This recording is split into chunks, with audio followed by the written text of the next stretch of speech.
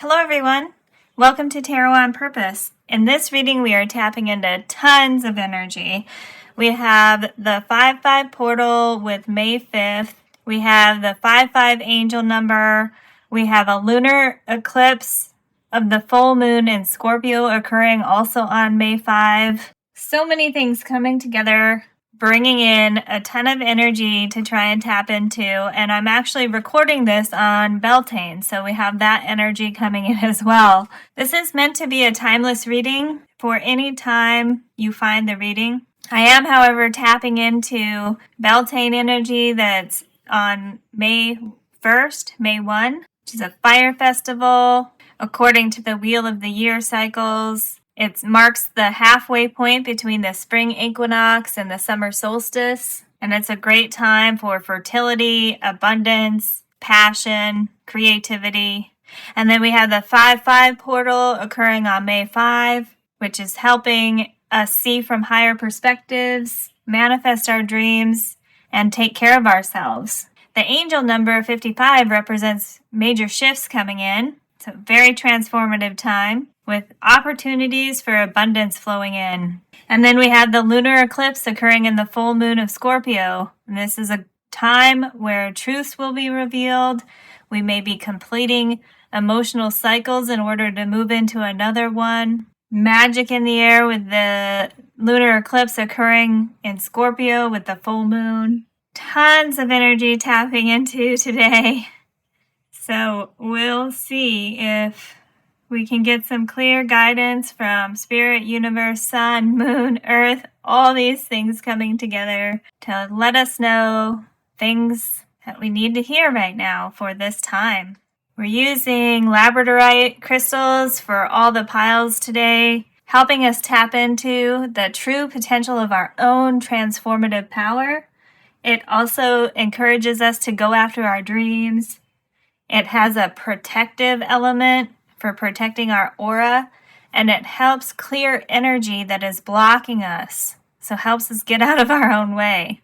This reading has been a while in the making for me because I would say about a month ago I started seeing the number 55 a lot, and I went through a lot of different things, personally exploring what that means for me. And then I decided I would make this reading using all of the oracle cards that I have that have a number 55.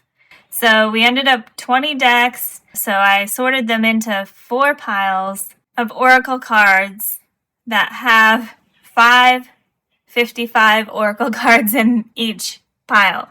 And then, of course, we'll be using some more oracle cards to tap into the eclipse energy with sun, earth, moon cards, a card for the universe and a card for your higher self. Lots of energy coming through. I'm excited about this reading. The first pile, the card representing it is this card here, Fusion and Magic.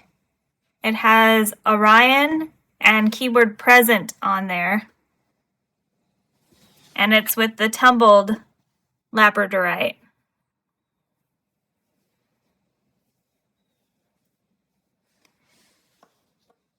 For the second pile, we have the snake spirit with time to heal and the raw labradorite.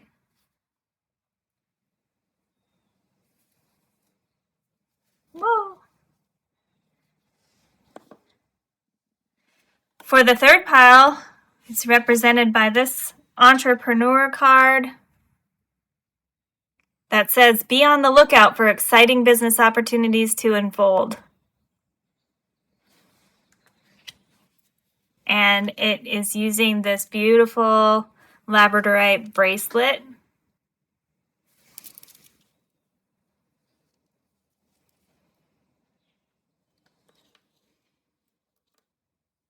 And pile 4 is represented by this card that says freedom. And we're using this labradorite necklace with a natural cord and a tumbled labradorite pendant.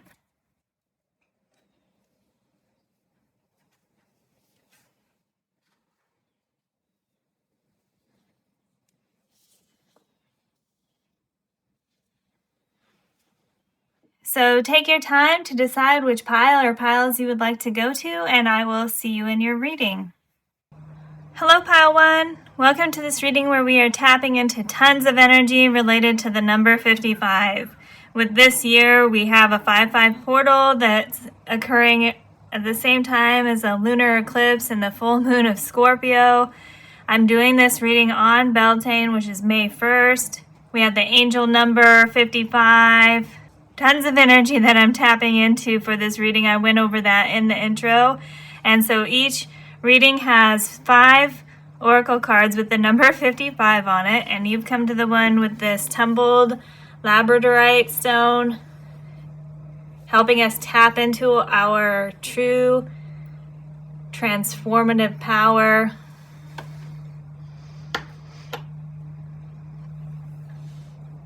And the card that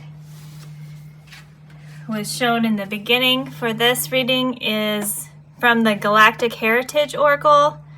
It says Fusion and Magic. It has Orion on there and Present.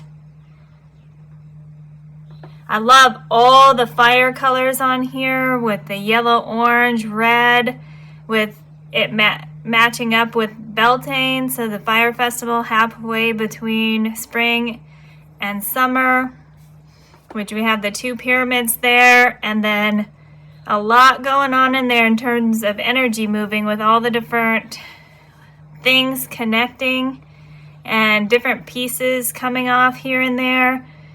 So a great representation of the timing and the season that we're in. Orion, of course, bringing in the celestial element. The guidebook for this card talks about 2 polarized energies colliding and how when they come together, it's very transformative. It does say that when they come together, they create a process of fusion to release an intense energy for manifestation. It encourages us to be the magician by embracing both the light side of ourselves and the shadow side of ourselves. So we're talking about manifestation, tapping into all of our strengths and talents in every part of ourselves, including the things we like and the things we don't like so much, or the things that we need to heal from, the things that we need to process.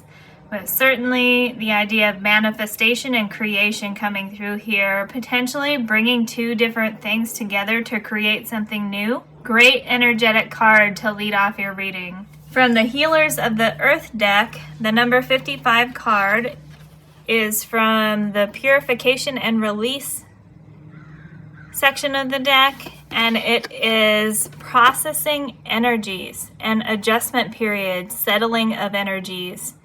That goes very nicely with the Orion card. We have some kind of energy orb here that I think is symbolizing, what the card is talking about in terms of processing energies, bringing all things together here. We've got a little bit of a sundial looking thing there. It could be a compass. It's talking about directions to take. So some kind of change. Of course, we have 55. The 5s are a number of change. Some kind of change or adjusting to change.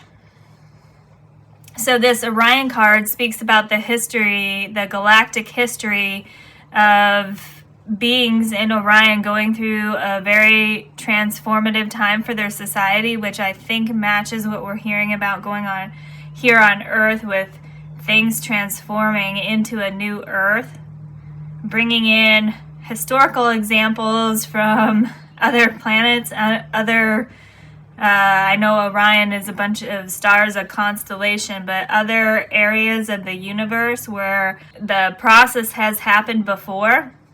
Now, whether that's actually true or it's a story, I don't really care at this point, because it's telling us that we can learn from other people, we can learn from the past, and we can bring 2 things together that seemingly don't match in order to create something new and magical. And this card from the Healers of the Earth Oracle is letting us know there is going to be an adjustment period. Anytime you bring two things together, there is going to be some kind of change. And it mentions settling of energies here. So it may seem chaotic at first, and we need to work through different things and be patient to give time for everything to kind of gel together and then settle into something new. From the Sacred Creators Oracle, the 55 card says fearless expression. And we have a microphone here, obviously speaking with all that energy coming out there. And I believe this is the symbol for the throat chakra. It would make sense to me based on the idea of expression and communication. So, speaking your truth. You may be going through an adjustment period now that involves bringing people together or bringing different parts of yourself together. And it's important to be truthful during this time and speak with courage, whether you're speaking to yourself or to other people that you're involved with. The fearless aspect there is telling me speak your truth. During times of change and adjustment, I think it's really helpful if we can trust that everyone is speaking honestly, because there's so many different things happening during a change period and adjusting and to learn to trust people involved in that situation is part of that. So if we can speak our truth, we can encourage other people to speak their truth as well. And then if this is about different aspects of yourself, it's being honest with yourself, especially with the shadow side. I think it's pretty easy for us to be honest and accepting of the light side of ourselves or what we consider to be positive. At the same time, though, sometimes we don't give ourselves enough credit. So make sure you are recognizing all the things you've accomplished and the things that you really are good at. Fearless also means not having doubt, not doubting yourself. So recognizing your strengths is part of that fearless expression as well. We had the idea of manifestation coming in from this Orion card with fusion and magic. So this is also encouraging you to be honest and careful about what you're speaking into the world, about what it is that you want. Powerful time for manifestation. So we want to be mindful that our words have power and our words send energy out into the universe as well. So be mindful of the things that you are speaking about in terms of things you're trying to manifest so that they're truly in alignment with what you really want. The guidebook for this deck does say this is the throat chakra symbol, and it says your throat chakra microphone is buzzing because you've got something to say, so don't bottle up your thoughts or your opinions at this time. Universe will support your dream as you step onto a new path of personal power and positive assertion. It's a time to be mega honest, according to the guidebook. So if things have needed to be expressed, this is a time to do it. You're being encouraged to speak your truth, talk about things that may have been difficult to bring up, find the courage inside to have those hard conversations.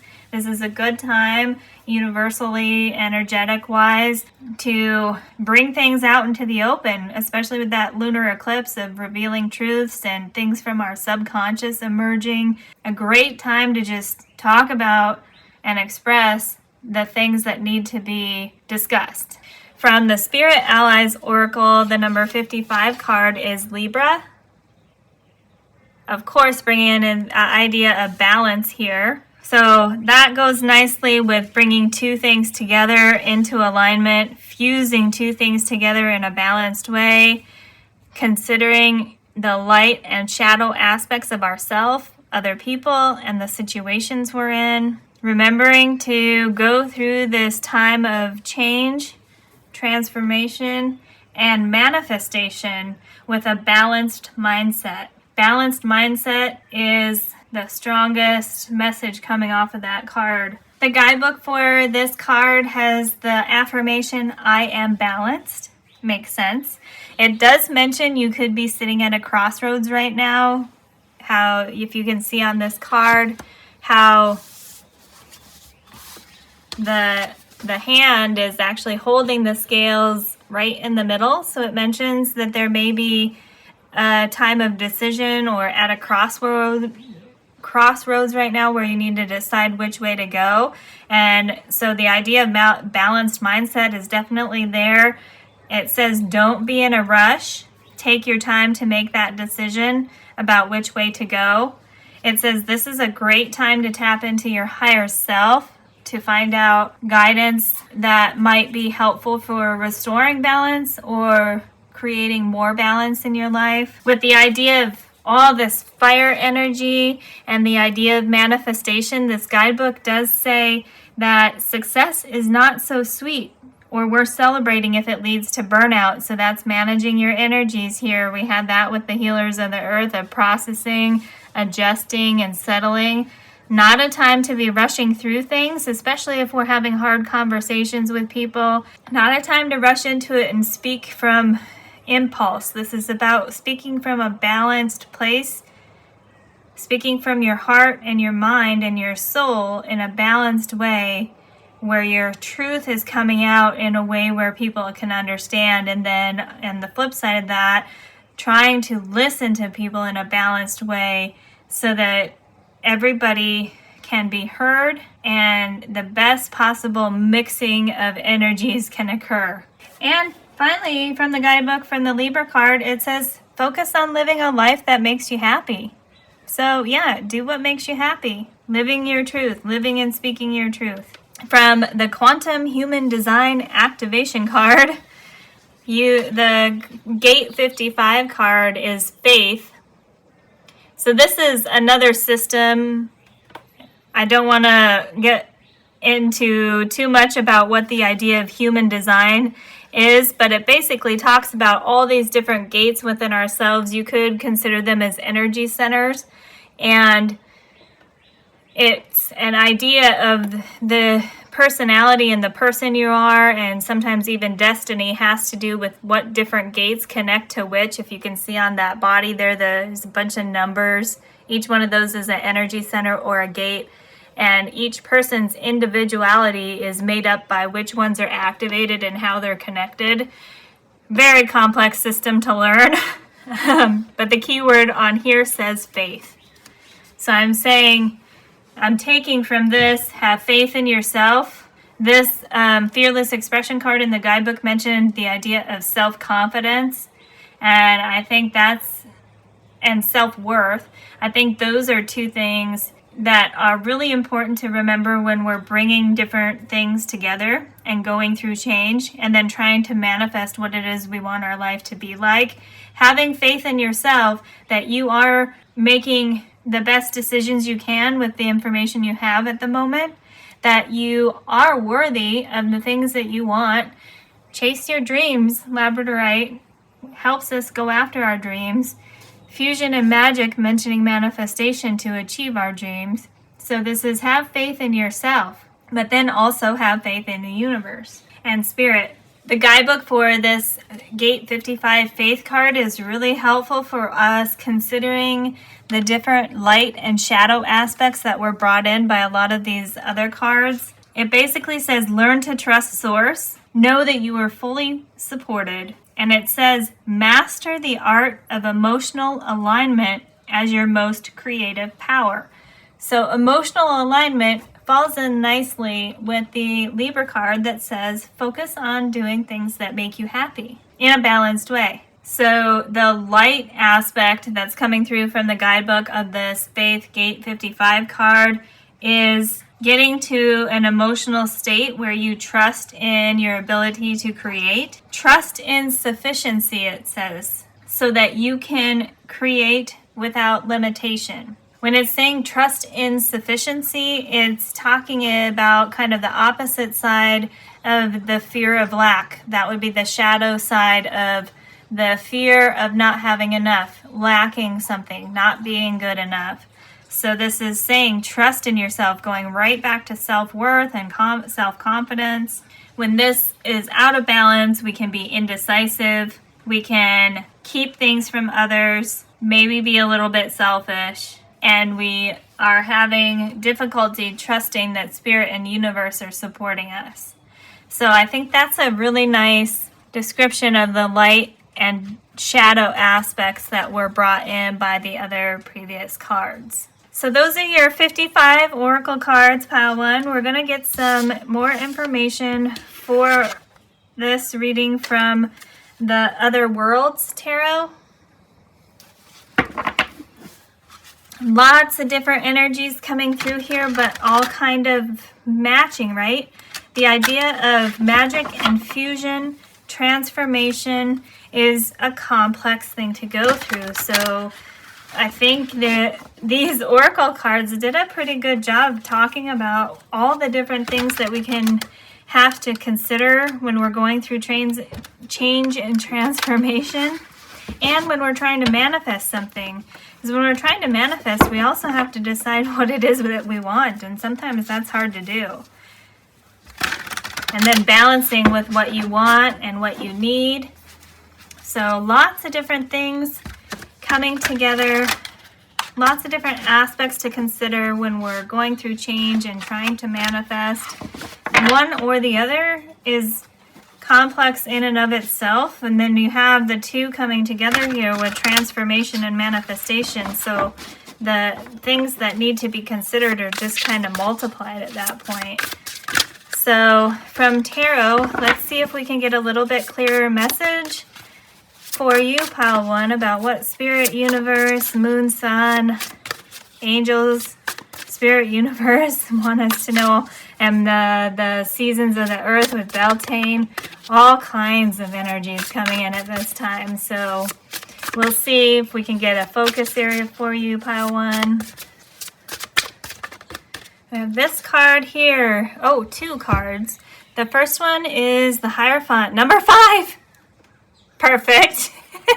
With spiritual guidance. This is reminding me not only of how the Gate 55 Faith card was reminding us that Spirit and Universe are supporting us with the spiritual guidance here, but also the Hierophant speaks to traditional things, well-established things, and we had the idea of learning from the past and learning from others come in from this Orion card here about how the beings of Orion went through the same kind of transformation we're now experiencing on Earth. So that is nice that it's the first tarot card coming out to align with this Orion fusion and magic card. That's what it looks like. Again, it's beautiful. The keys here, also just notice they're blue and red.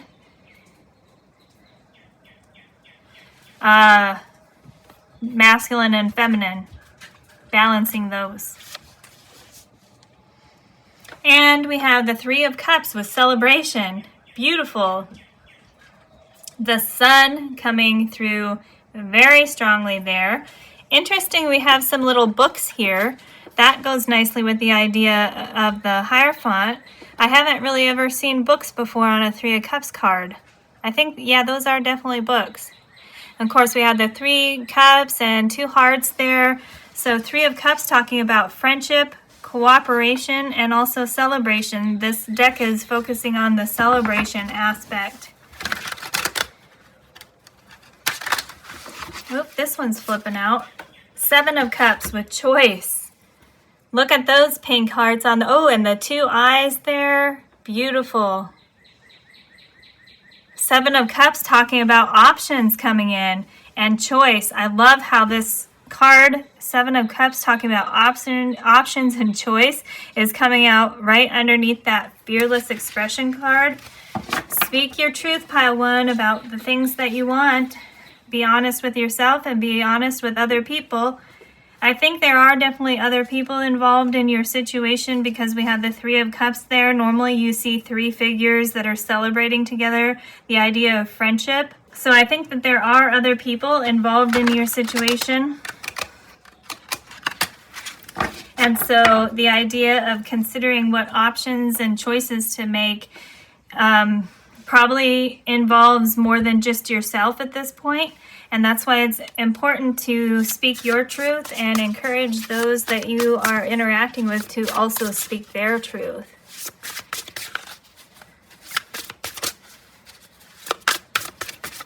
We have, 2 more. We have 21, the World card with success. 2 hands here supporting the earth. Goes nicely with this Faith card here. Remember, Spirit and Universe are with you and guiding you. And then we have the wrists wrapped in red ribbon here. That reminds me of the threads of fate that go through the universe that connect us all, connect us with our destiny, yet reminding us that we have the personal power to impact how our life is. So we may have a destiny that, or a fate outlined for us before we come to earth, but our choices, we have the 7 of Cups card here with choice on it. Our choices that we make during this life impact that destiny. So we do have the power and the choice to create our own lives. Of course, that's going to be a complex process, which we saw here from the 5 oracle cards, bringing in a lot of different aspects to consider. So just reminding us that we can be successful, but there's a lot of things to consider, especially because it's coming right after the 7 of Cups talking about options and choices. Make good choices, pile 1. I have a colleague who used to say that to us before we would leave for the day. Make good choices. And I guess that's something good to hear, but what does that mean? How do you decide what the good choices are? I'm being drawn back to the good choice, being drawn back to these cards here. The good choice for us to make is the one that is alignment with our truth and makes us happy in a balanced way. And the 5th tarot card that came out was the King of Swords with truth. All right, okay. Truth. Speak your truth. Mega honesty, pile 1. That's with yourself and that's with others. So tarot is confirming that is something really important for you at this time. King of Swords speaks about making good decisions, having good thoughts, being able to process a lot of information. Look how the king is in a blue robe there. Throat chakra. Communication is important.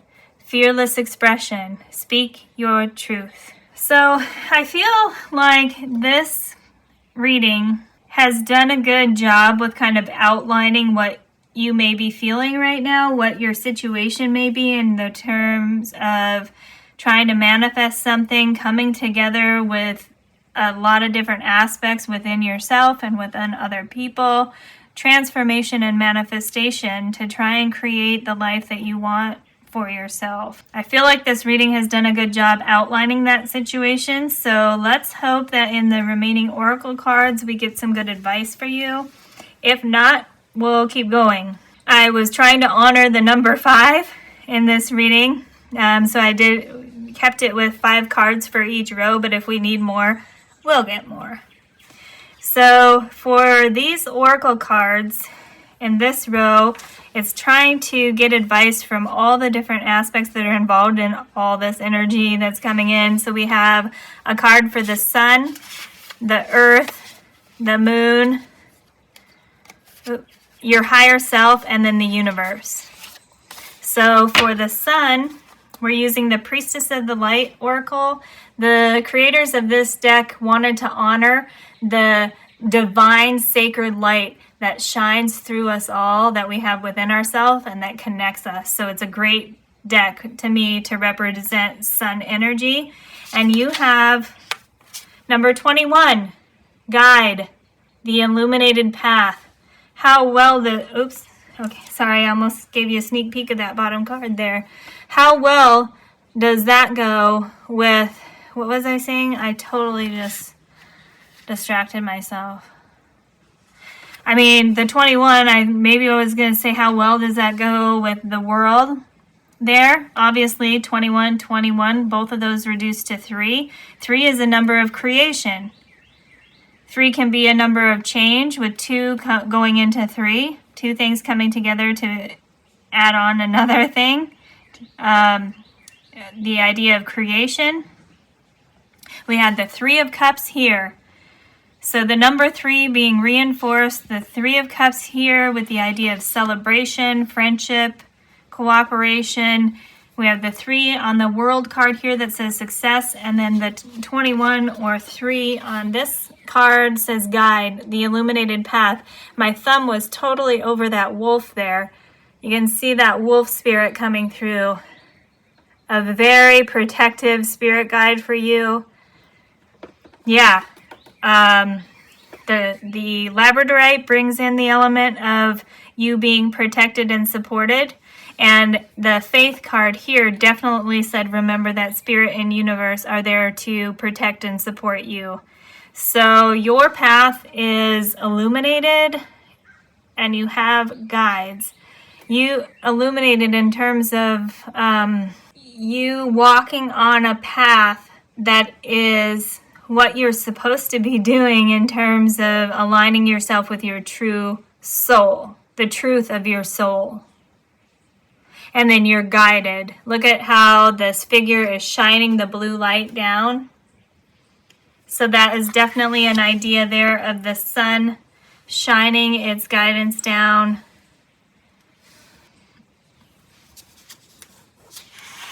For the earth energy, we are using this Seasons of the Witch Beltane Oracle deck because I'm doing this reading on Beltane. So it's representing earth energy, and you have number 17, hand fastings.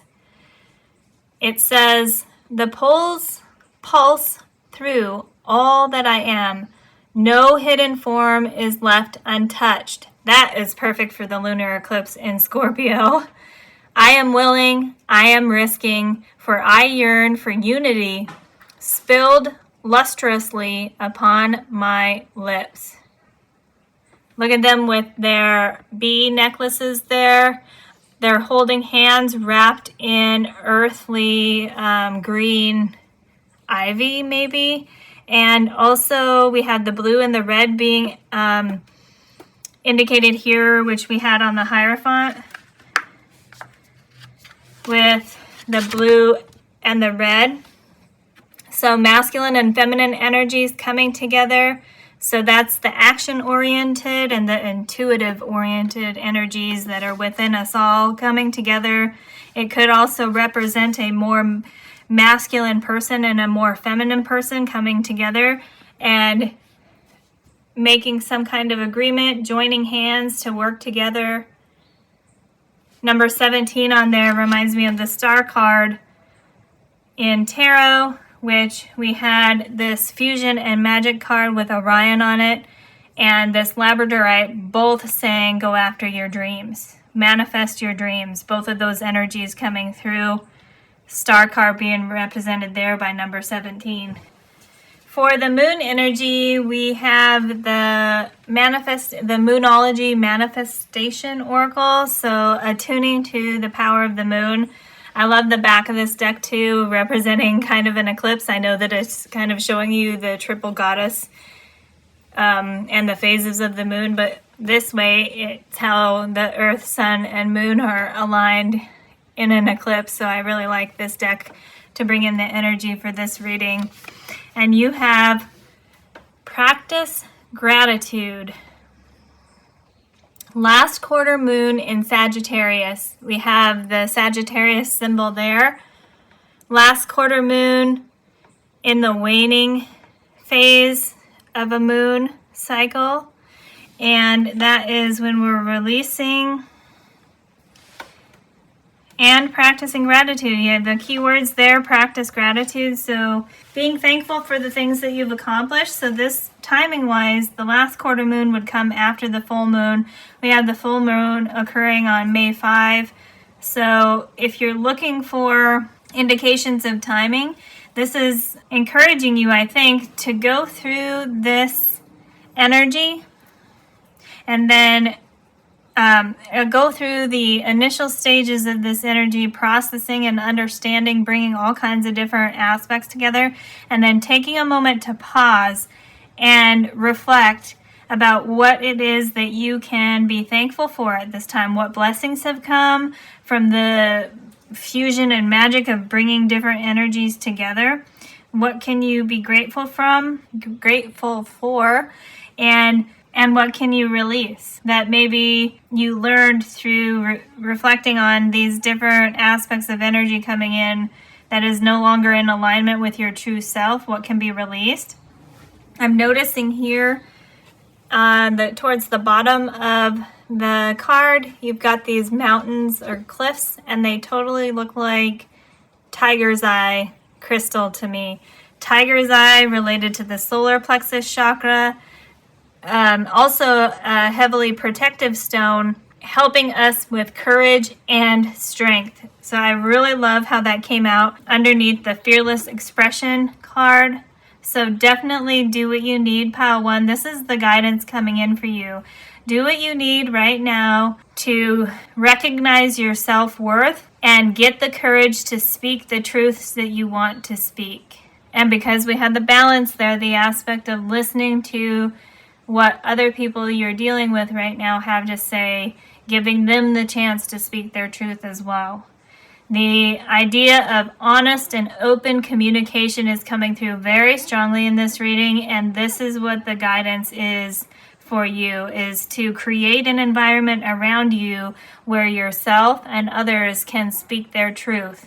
Because some kind of change, some kind of union, fusing of things together is happening right now, and to keep that moving in a positive direction, one of the most important things that will be helpful in that positive manifestation, positive creativity and creation is going to be when everybody feels they can speak their truth. That's the strongest guidance coming through about what this reading wanted to communicate with you, pile one. So for your higher self or your soul, what they want to say to you, we're using the Sacred Destiny cards.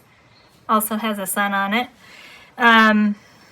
We had destiny and fate come through here with these red threads. Oh, look at how it's aligning. It's going to go right here. Beautiful. Okay, yeah.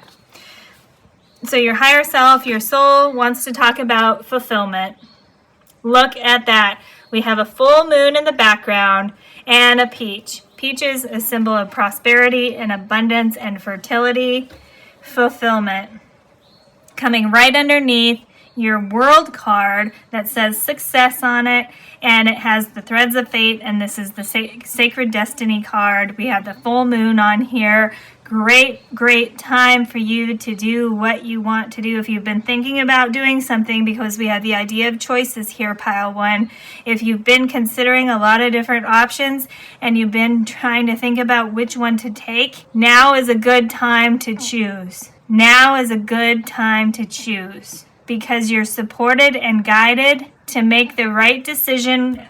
King of Swords there, that's in alignment with your truth, and it will lead to success and fulfillment. You are in a good place right now, pile one, with all this energy that's surrounding you to make the best decision. So be confident in yourself. Know that you're worth it.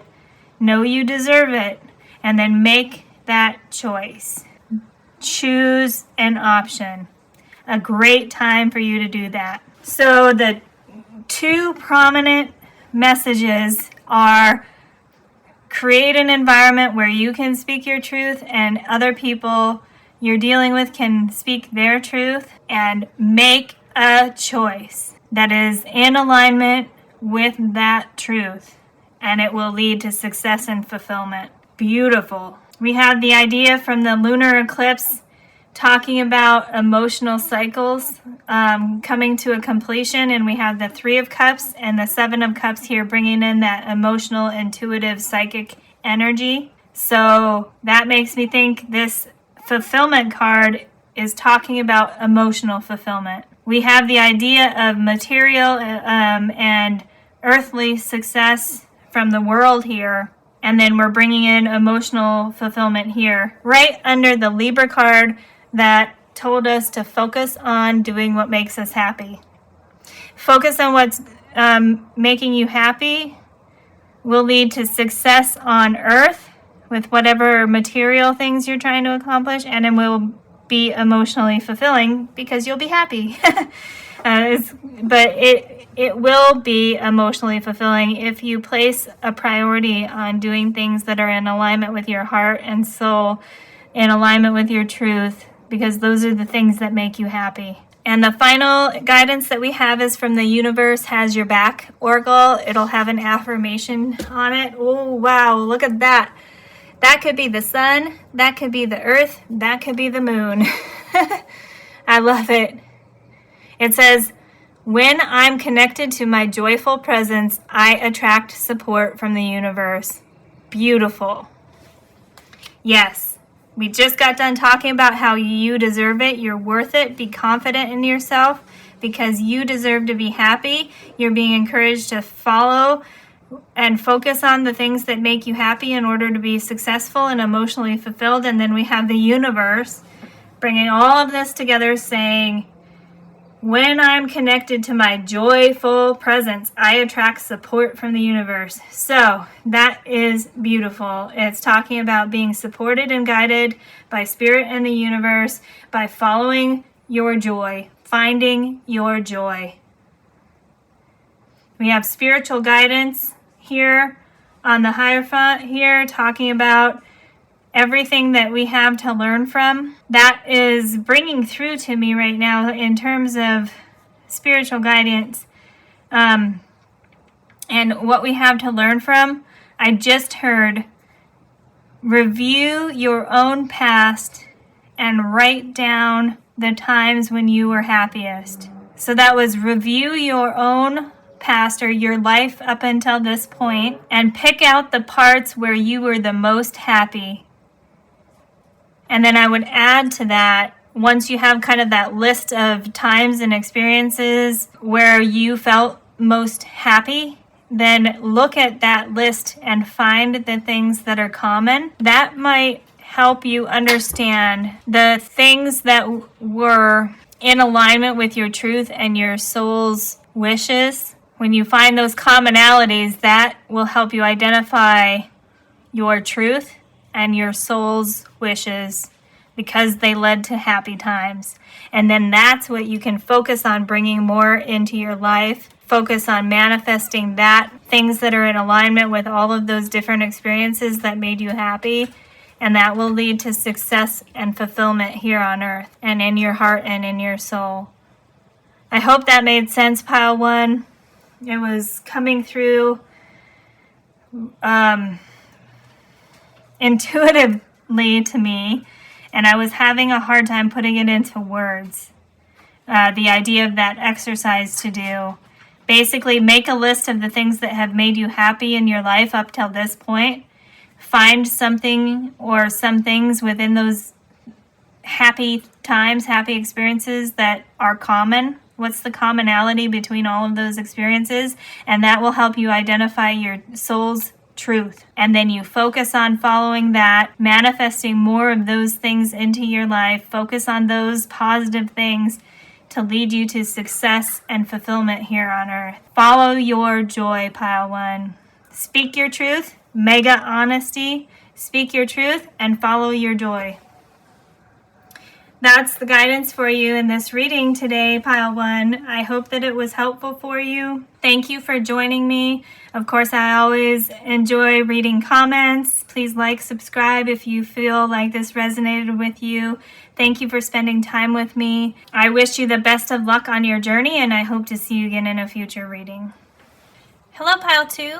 Welcome to this reading where we are tapping into tons of energy related to the number 55. We have the angel number 55, the 5-5 portal on May 5th. We have the lunar eclipse of the full moon in Scorpio occurring on May 5th.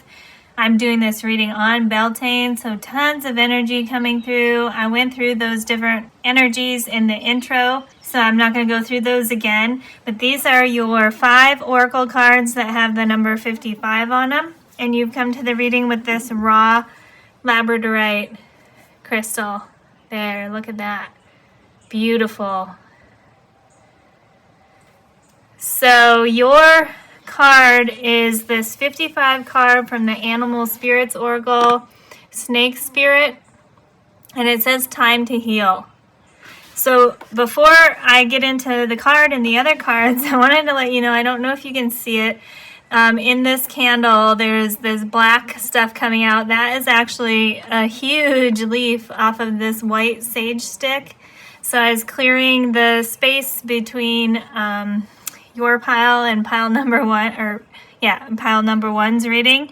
And when I lit it from this candle, ooh, a huge leaf of sage came off. And so of course that sent tons of smoke into the air. So your space is well saged. So I also, because you have time to heal on this card here, it's bringing in the idea of cleansing, purifying, and releasing, because that huge waft of sage smoke came through this. So that's kind of setting the tone for your reading. So with this card here, has time to heal on there, of course, and a snake. So snakes definitely a symbol of transformation and growth. So the labradorite here helps us tap into our true potential of transformative power. And that aspect of labradorite, it does a ton of things, this stone, but the aspect of tapping into our power to transform ourselves is coming through very strongly in your reading. The aspect of some kind of healing that you're going through or that is required in order for you to grow and transform is coming through. The idea with the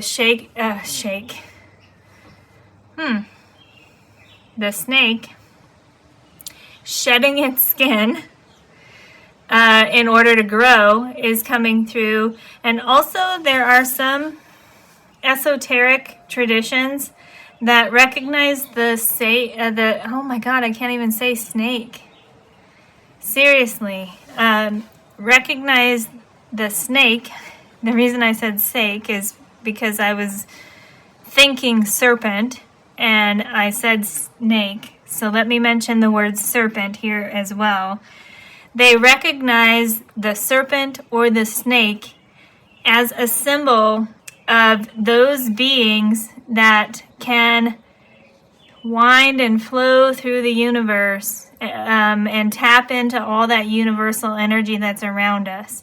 So if you've come to this reading and the idea of healing doesn't necessarily resonate with you, it may be that you're being encouraged to go with the flow, the way the snake kind of can flow through the grass. Flying serpents you hear a lot about in stories and myths, flying through the universe, going with the flow and tapping into the universal energy to help you get to where you're going. The way physical snakes actually sense the different energies in the environment so that they know where to go, where to find food, all those kind of things, where to find the sun to get warm, all those kind of things coming through with this card. So healing and going with the flow, two major themes coming off of just that first card there. The guidebook for the Snake Spirit Time to Heal card is focusing a lot on self-care at this time.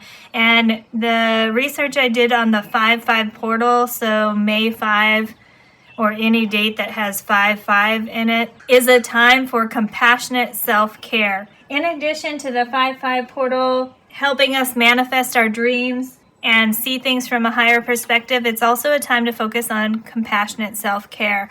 And that is specifically mentioned in the guidebook for this Snake Spirit about repairing, renewing, and replenishing yourself and your vulnerable heart. So heart space, heart chakra coming through. It reminds us in the guidebook that being vulnerable is necessary aspect for being involved with other people, for friendships and partnerships to work. So being vulnerable doesn't mean you're weak. It doesn't mean you are just doing what somebody else says. It basically is saying you are trusting those friends or partner enough to be your true self and to let them know what's going on with you, basically, to be vulnerable enough to be honest with people. Because when we tell people how we truly feel, what we're truly thinking, what we truly want, it can make us feel vulnerable because we can be concerned about, well, what if they don't want those same things? What if they are not in alignment with us? What if they don't agree with my feelings or my truth that I'm trying to speak? So that, I think, is where the idea of being vulnerable, creating some fear and anxiety a little bit. Labradorite helps us overcome anxiety as well. The next card we have is the Mystical Shaman deck, and the number 55 card in this deck says Taming the Wind.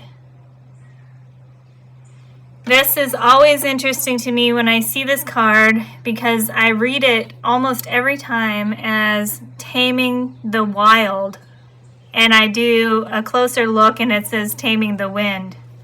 On here we have birds flying. This person has a really elaborate headdress there that has tons of feathers. And then if you can see here, the seashell that has the spiral there that designed according to the Fibonacci sequence. Sacred geometry coming in to play here, basically. Feathers, definitely signs from the universe. So as you're going through this time of transformation, healing, releasing, learning, and practicing going with the flow, feathers and seashells are two signs coming through to me that Spirit may send you to let you know you're doing great, that you are doing great going along with the flow and doing what you need to heal. There's always some kind of aspect of healing, I think. That's part of growth.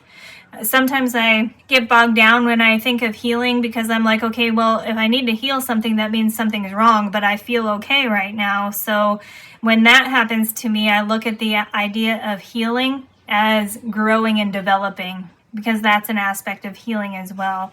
Not sure if that's helpful for you. It is helpful for me. If I can't think of something that needs to be healed, I think about where I want to grow and develop. And then usually that leads me back to something that actually could use a little bit of healing.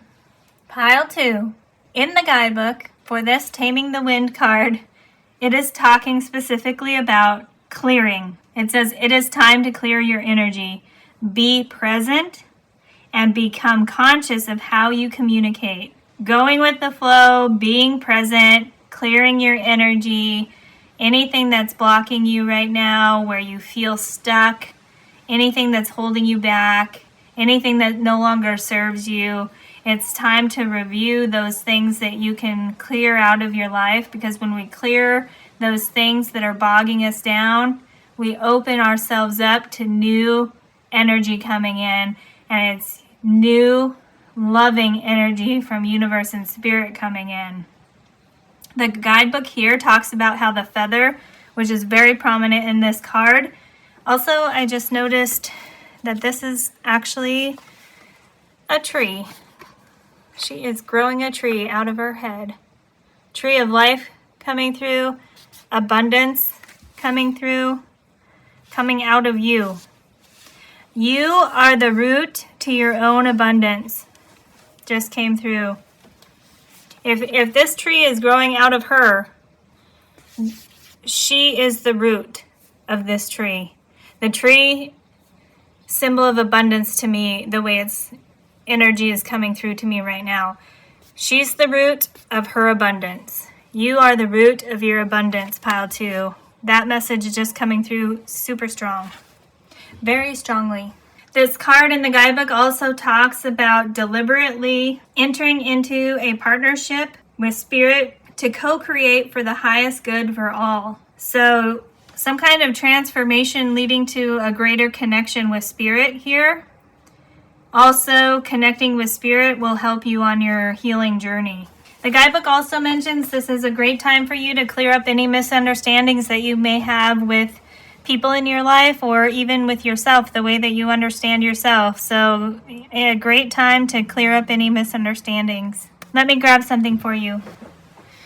So the feather definitely coming through as something really important for your reading, pile 2. This is a hawk feather. that I found in my neighborhood. Sorry, had to sneeze. Clearing out energy. All through your reading, with me having to sneeze, the idea of the feather being involved in clearing ceremonies. It mentioned in the guidebook, you know, some people use this to sage a space and then waft the sage smoke around. So I found this feather within the last week, and feather coming out so prominently in your reading that I wanted to show it to you. Okay, the feather ended up over here. Took me a while to figure out where to place the feather so that you could still see the labradorite and also the feather kit. It needs to be set that way so you can see all its beauty. So it's going to go there. Hawk, a great spirit animal, coming through for higher perspective, which definitely the idea of the 5-5 portal, because that is something that specifically mentioned higher perspective. And then we have the feathers coming in, and then the hawk spirit coming into your reading. 5-5 portal, so May 5th or any date where the numbers are kind of 5 and 5 may be great indication for timing for you. Something to pay attention to, if nothing else. The hawk is also great for strength and courage and seeing things clearly. So we had this card here mentioning that it's time to clear up any misunderstandings, and then of course we have the snake spirit saying time to heal. And we had that huge sage situation happen at the beginning of your reading. From the spiritual warrior, rise of this warrior. I always call this the spiritual warrior. I think the creator has a website called Spiritual Warrior. It's the rise of the warrior oracle. The number 55 card is karma with cause and effect.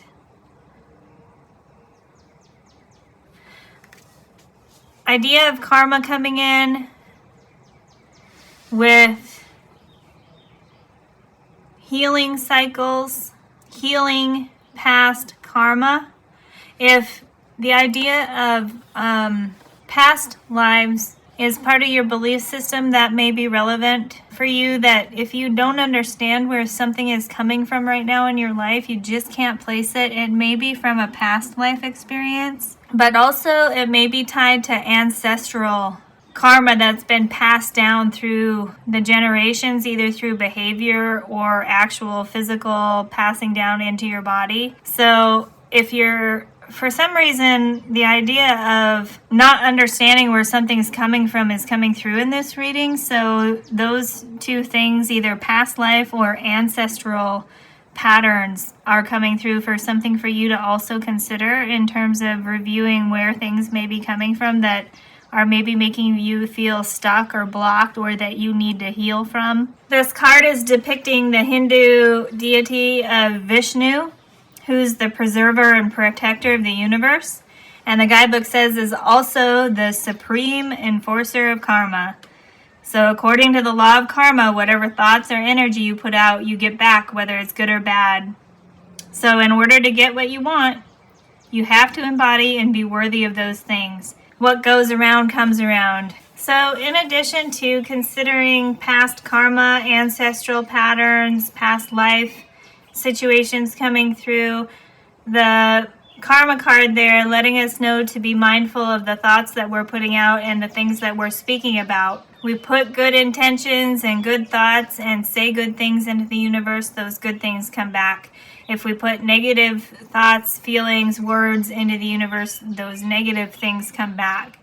Negative in terms of things that are not necessarily aligned with the highest good. That last part coming through really strongly because it's coming right after that Taming the Wind card that is encouraging you to connect with spirit to co-create for the highest good for all. Also the idea of taming the negative thoughts, the negative self-talk coming through. Be nice to yourself, pile 2. Think good thoughts and be nice to yourself. From the Archangel Metatron Self-Mastery Oracle, the number 55 card looks like this. And it has the keywords red, safety, strength, and power. Look at this hand symbol here with the spiral. Oh, there. All right. Well, it's kind of in there. There's a hand with the spiral symbol right there.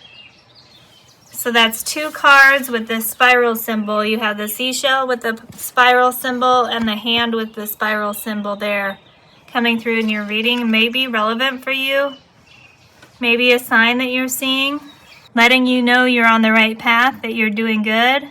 Feeling safe, strong, and powerful is a huge part of healing, right? Getting to a point where you feel safe, where you feel strong, and you feel powerful. Definitely encouragement to do what you need to ground yourself, to ground your energy into reality. Just came through. We have the snake spirit here that's in the ground, or slithers on the ground. And then this red card coming through reminding me of the root chakra, about grounding. This figure in this card also has feathers in its hair. That's 2 cards with spirals. Let's just do this. That's 2 cards with feathers and 2 cards with spirals coming out in your reading. I'm being told keep going, and that'll become more clear as we continue going about feathers and spirals. But look at this. You have culturally represented here.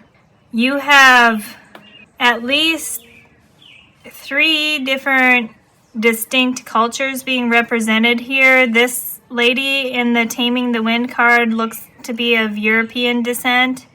This is a Native American. And this is Indian or Hindu. So these 3 cultures, something here might be relevant for you. But if not, the idea of past lives and ancestral patterns definitely coming through.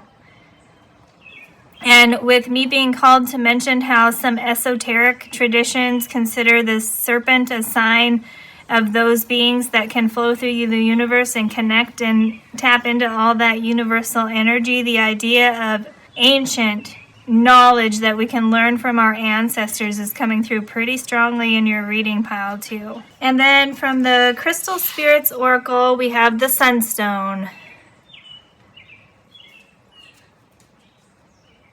A fiery crystal.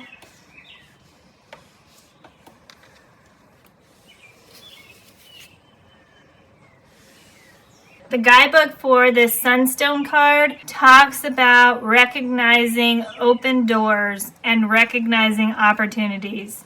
It's a fiery crystal that in the guidebook says helps us with freedom, breaking through obstacles, the power to overcome limitations, and knowing you can do it.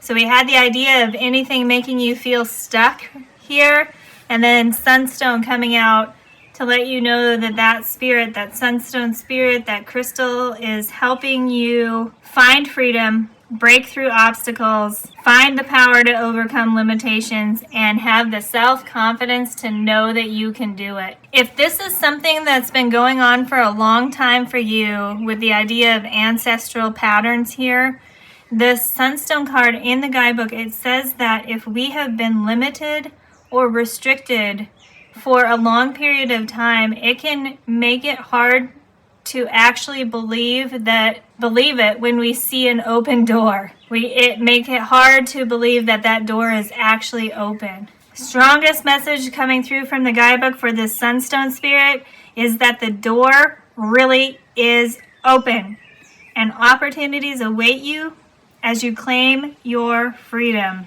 A new opportunity coming in, or an opportunity that has been there for you all along, and you're going to be guided to recognize it, coming through to help you with healing, stepping into your power, and gaining freedom.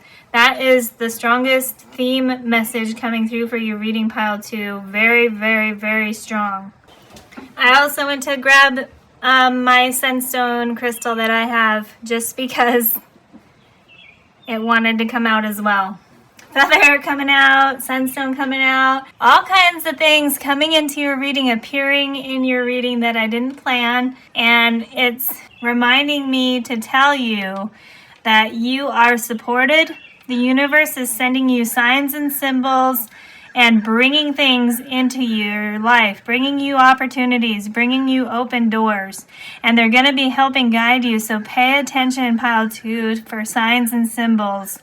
We have feathers, seashells, and spirals, or even handprints coming through as things that may be signs that you can look out for.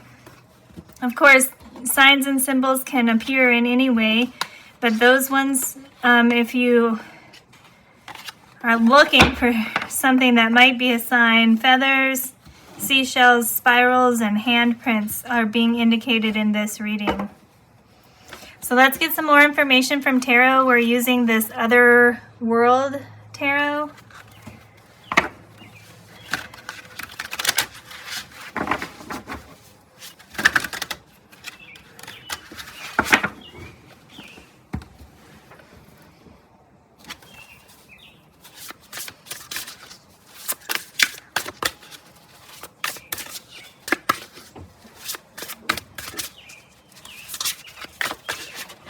Okay, we have these two flipping out here. We have the Eight of Wands with movement. Things moving forward, things moving quickly. Fire energy coming through. I meant to say also with the Sunstone and this crystal wanting to come out that it's nice fiery energy, and this red nice fiery energy matching with the Fire Festival of Beltane, which is the day I'm doing this reading, prior to the 5-5 portal. So Beltane, May 1st, 5-5 portal, May 5. I think if you're watching this at the time of the reading, I think timing is really important for you right now, pile 2. If you've come to this reading later, it is a timeless reading, so then it would just be the time that you're coming to your reading. This reading is significant, like the timing of now. Power of Now book by Eckhart Tolle may be helpful for you if you haven't read it or looked into that kind of messaging. Okay, rapid movement with Eight of Wands. We have the wheel there. The Eight of Wands arranged in what to me looks like a wheel, reminding me of Wheel of Fortune. Tarot card in tarot. Sorry, I'm getting way ahead of myself super fast in your reading, pile 2, so I'm constantly trying to bring myself back to be able to verbalize everything that's coming through. So these wands are arranged nicely in the style of the Wheel of Fortune. Wheel in the style of a wheel, which reminds me of the Wheel of Fortune card in tarot. So this is about the cycles of life. We have cause and effect karma here. Karmic cycles. The lunar eclipse is a time where we may see emotional cycles coming to a close so that we can step into another one. The Wheel of Fortune is spinning, and things may start moving very quickly for you, pile 2. And then the other one that came out with the Eight of Wands was the Knight of Cups with romance. Look at that knight is riding a sea dragon. That is super cool. We have all these waves here bringing in the water element, emotions, intuition, psychic connections. It's coming out right underneath the Taming the Wind card that let you know that co-creating with spirit for the highest good of all is something you're being invited to do at this time. Knight of Cups can traditionally talk about some kind of new message related to love or a romantic relationship coming in. We specifically have the word romance here, maybe indicating some kind of message related to a romantic partnership coming for you. And then we have the Six of Cups flipping over with nostalgia mentioned on there. We have two large cups, abundant flowers, and each one is shooting a star out. Eventually those stars are going to come together and connect, right? The stars are aligning for you, pile 2. The stars are aligning for you at this time. Before we got to this card, we had the idea of timing being important and this energy being something you can tap into right now to move forward, to heal, to move forward, to go with the flow. Being encouraged to maybe surrender. Yeah, we had the idea of clearing, purifying, and releasing. Releasing the idea that we need to control everything or that we need to be the person that does everything in our life is coming through.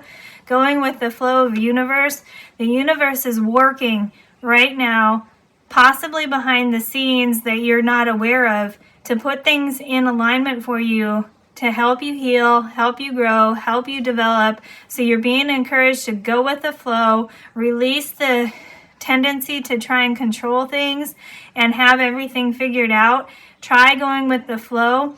Looking for signs and symbols will help you know which way the universe is guiding you, the path the spirit is guiding you towards. They'll help you right now by sending you signs and symbols. The idea of nostalgia on this card can speak about thinking about past times, thinking about past experiences, and usually in a positive way. Inner child comes through really strongly also with the Six of Cups.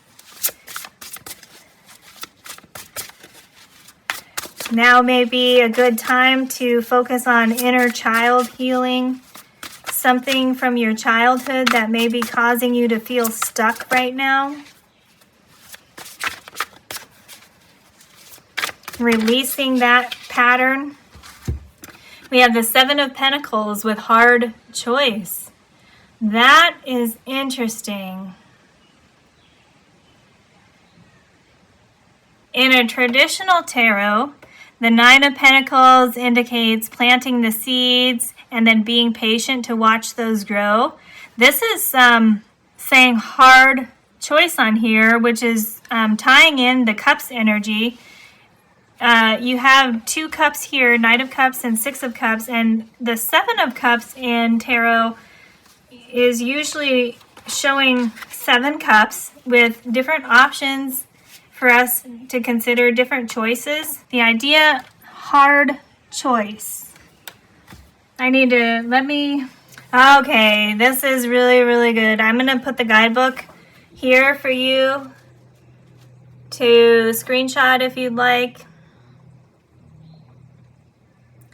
The Seven of Pentacles card really tying everything together nicely.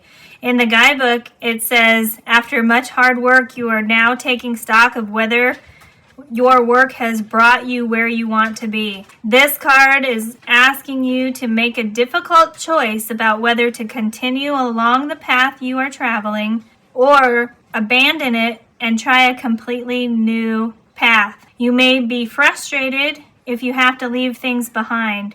This says, by remaining calm and determined, the path forward will be shown to you.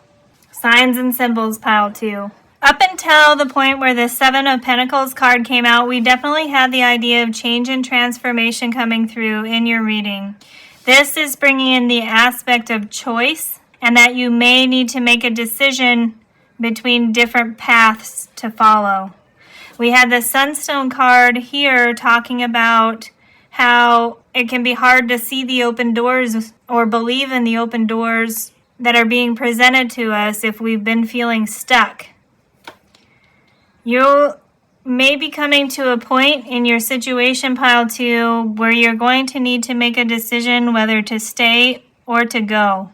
That just brought this into a pretty specific situation. Stay with what you've been doing or move on by stepping through that doorway.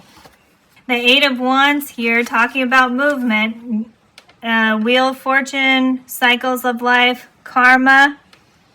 Really being encouraged to break an old pattern here, pile 2.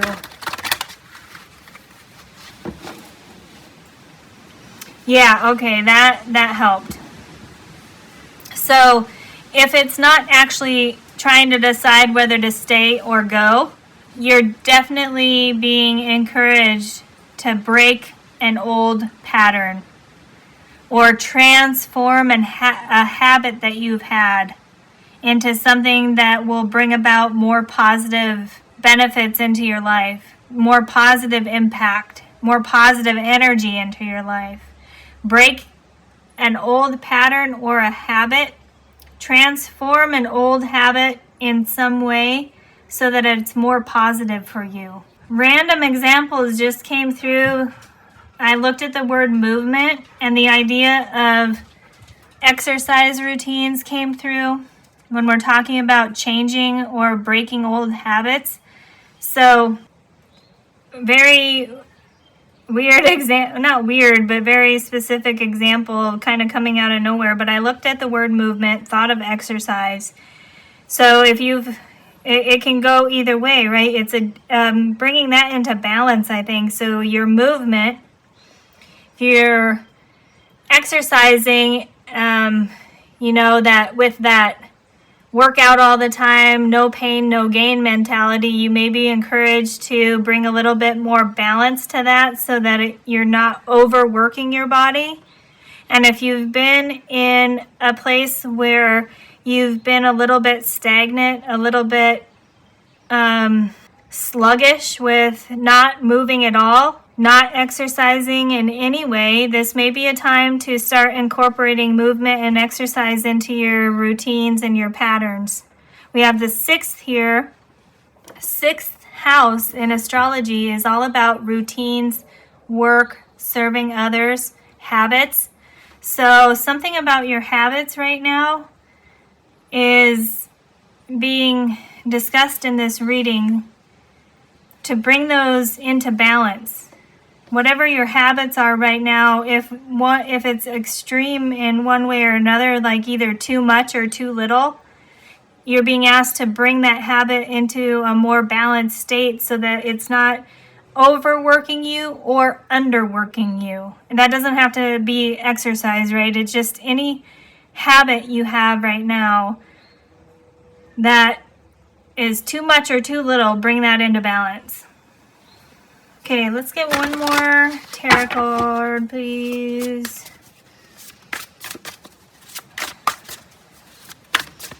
Okay, we have the 4 of Swords with recovery.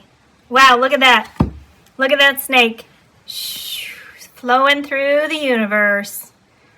4 of Swords, talking about rest and recovery, coming out right after the 7 of Pentacles. The 7 of Pentacles says, after a period of hard work. Yeah, you're being asked to reflect on whether or not you're going to continue putting energy into that work or change your direction, change your strategy, change your habits. And this is letting you know to take that time. This is reinforcing that you should take some time right now to pause and reflect about the work that you've been doing to make sure you're on track.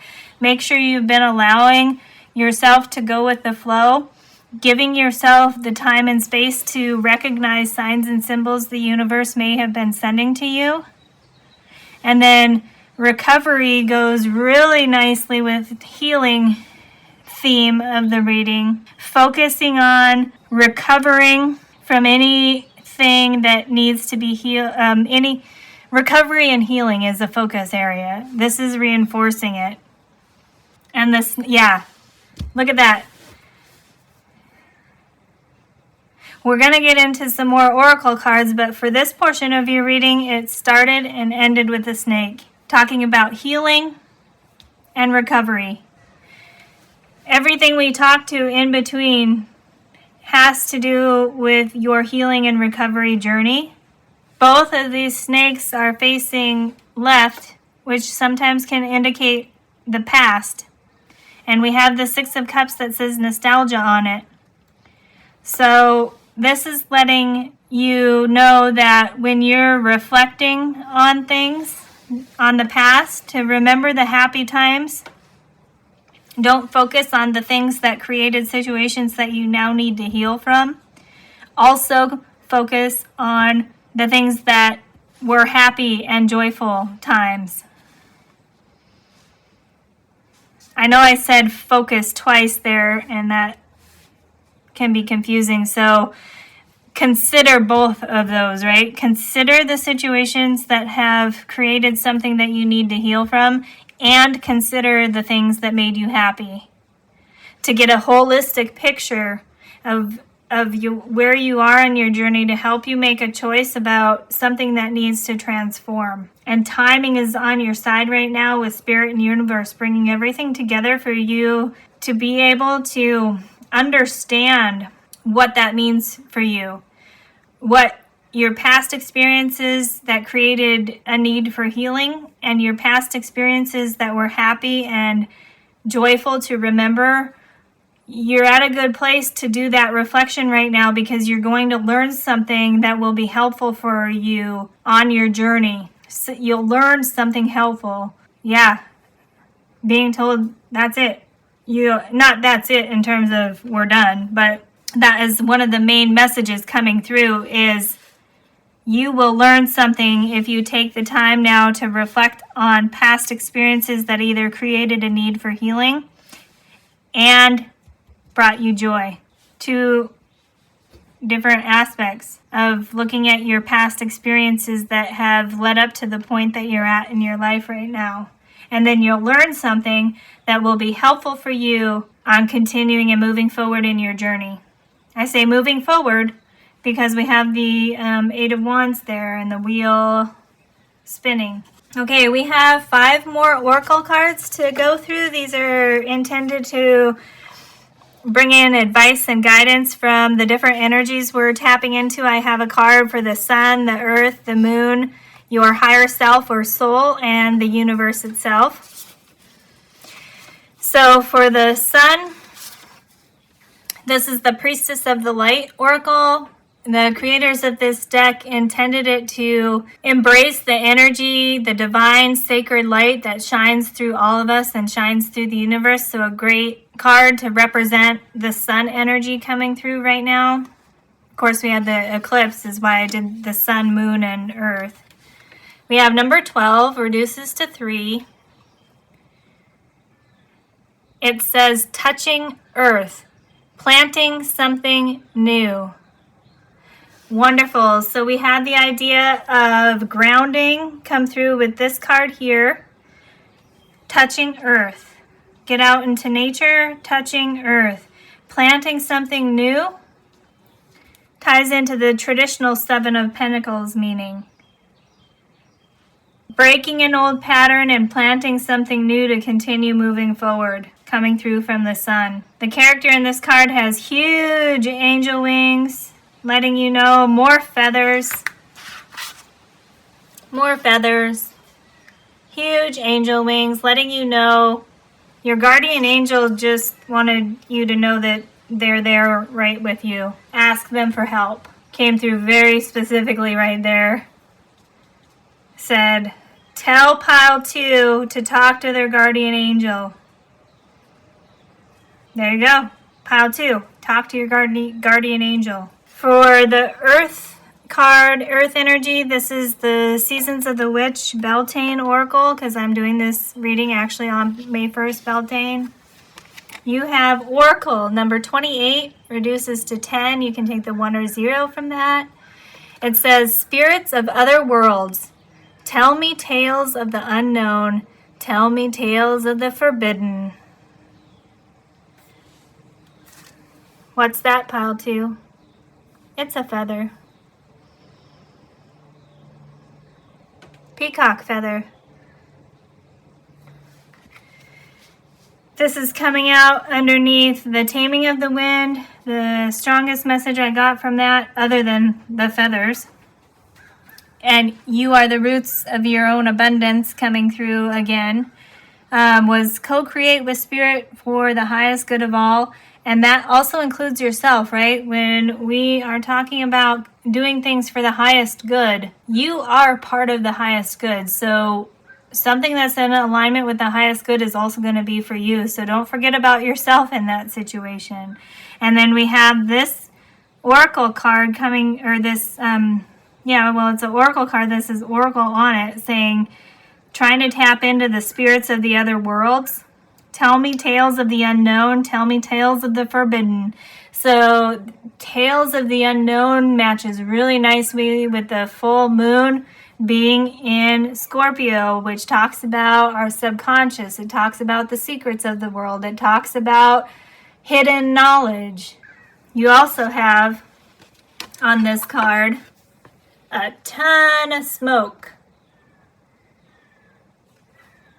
Cleanse, purify, release. Remember, I had that thing with the sage at the beginning of your reading. For the moon energy, we're using the Moonology manifestation deck, and it says, last quarter moon in Gemini with clear your mind.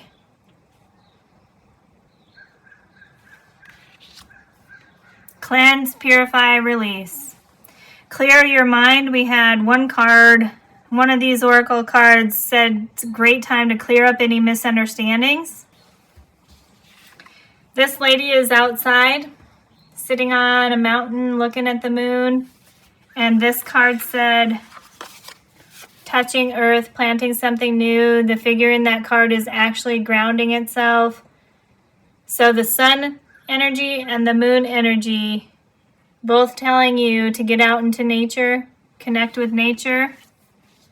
They're right on either side of the card that was representing Mother Nature or the earth right there. So get out into nature. Lots of green plants on this card. Pretty consistent message coming through at this point, pile 2.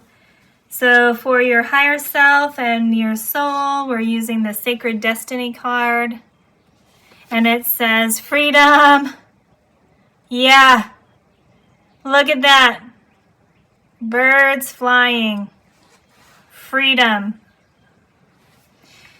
The Sunstone mentioned freedom very specifically.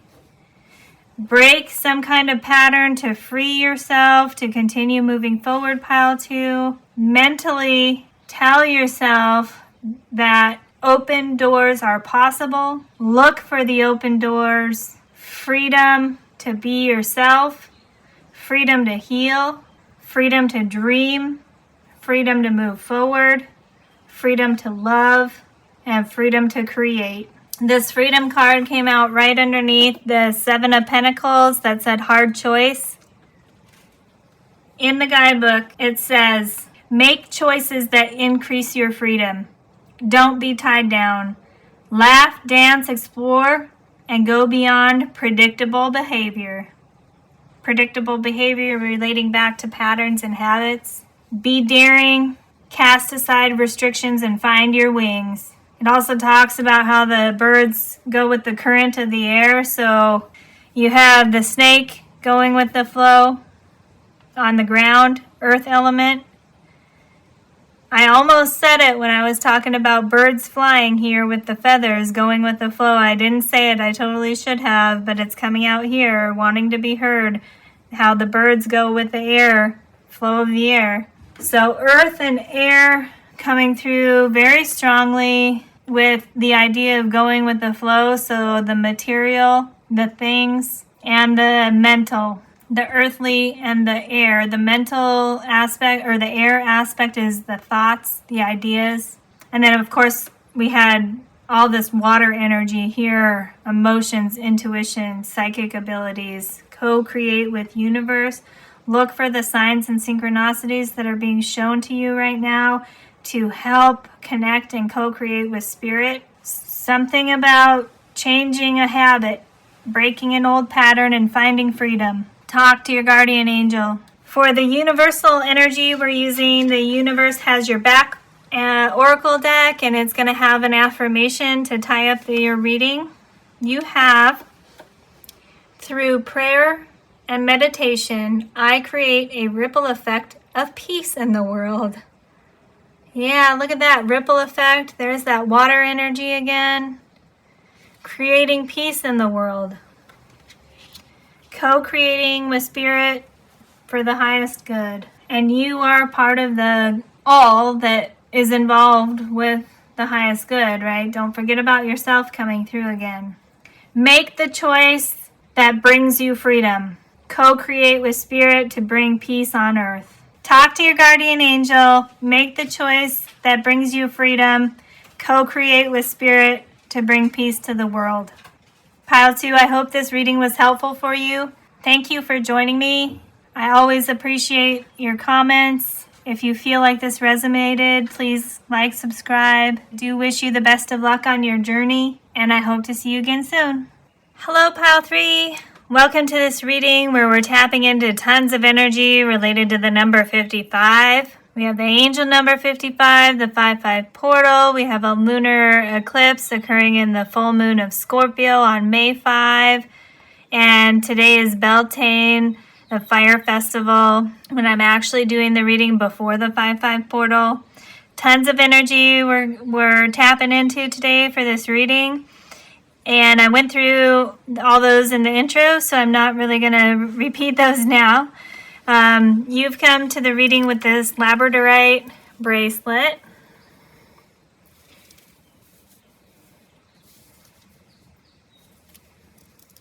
And the 55 card that had entrepreneur on it. It looks like this. And it says, be on the lookout for exciting business opportunities to unfold. Entrepreneur, new opportunities, creativity. This is really tapping into the 5-5 portal energy of manifesting your dreams. Oh, sorry. There you go. It's tapping into the angel number of 55 that says major shifts are happening to bring opportunities soaring in, according to the Kyle Gray angel number book that I use. Your card here from the Life Coach Intuitive Oracle says be on the lookout for exciting business opportunities to unfold.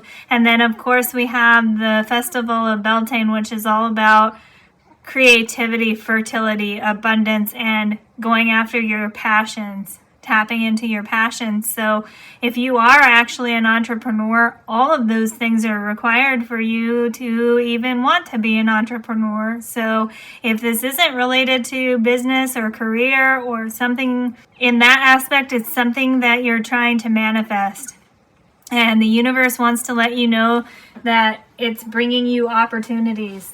The guidebook for this card says that anything that gives you the freedom to unleash your creativity and talents without limit makes you feel alive. It says right now, in terms of timing, you may be learning and developing that entrepreneur drive and mindset to find freedom and unleash your creativity. It also says the sky is the limit.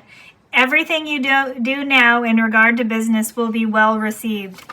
Obviously, this card is really focused on business. I don't know if that's how the rest of your reading is going to go, but if it's not specifically business, we're calling this your manifestation energy, okay? So the next card, these are the other 5-5 oracle cards. So we have 5 total that have number 55.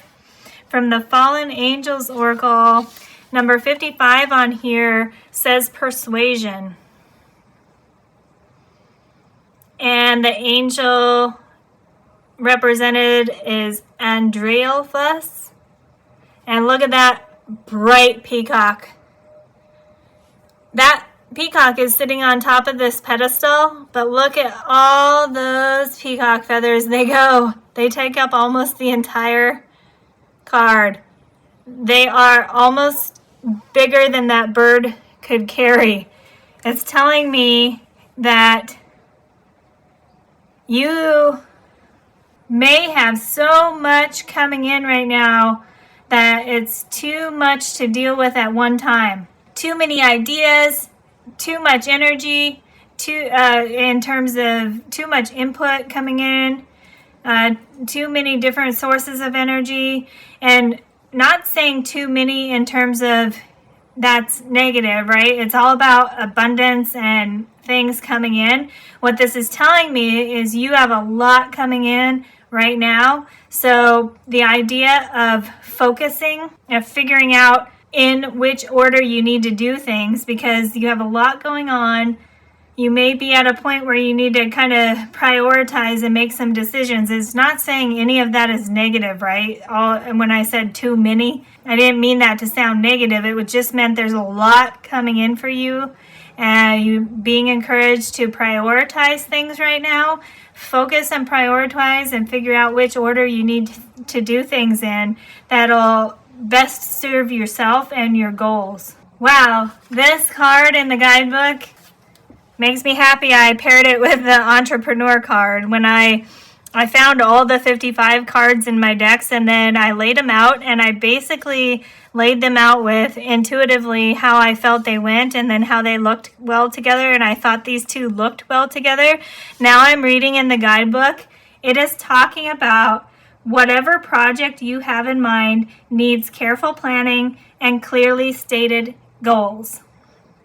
It says that this angel, Andreophilos, is the patron of mathematicians, engineers, astronomers, astrologers, any science related to measurement and numbers, master of logic, teaches subtlety and persuasiveness in argument. He is the patron of speakers who win their case by using reasoning and emotional rhetoric.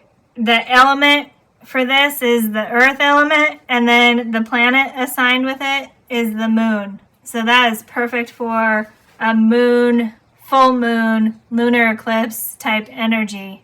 So you, pile 3, with that coming in, you have the power of persuasion. You have the ability to convince people. You have the ability to help people understand.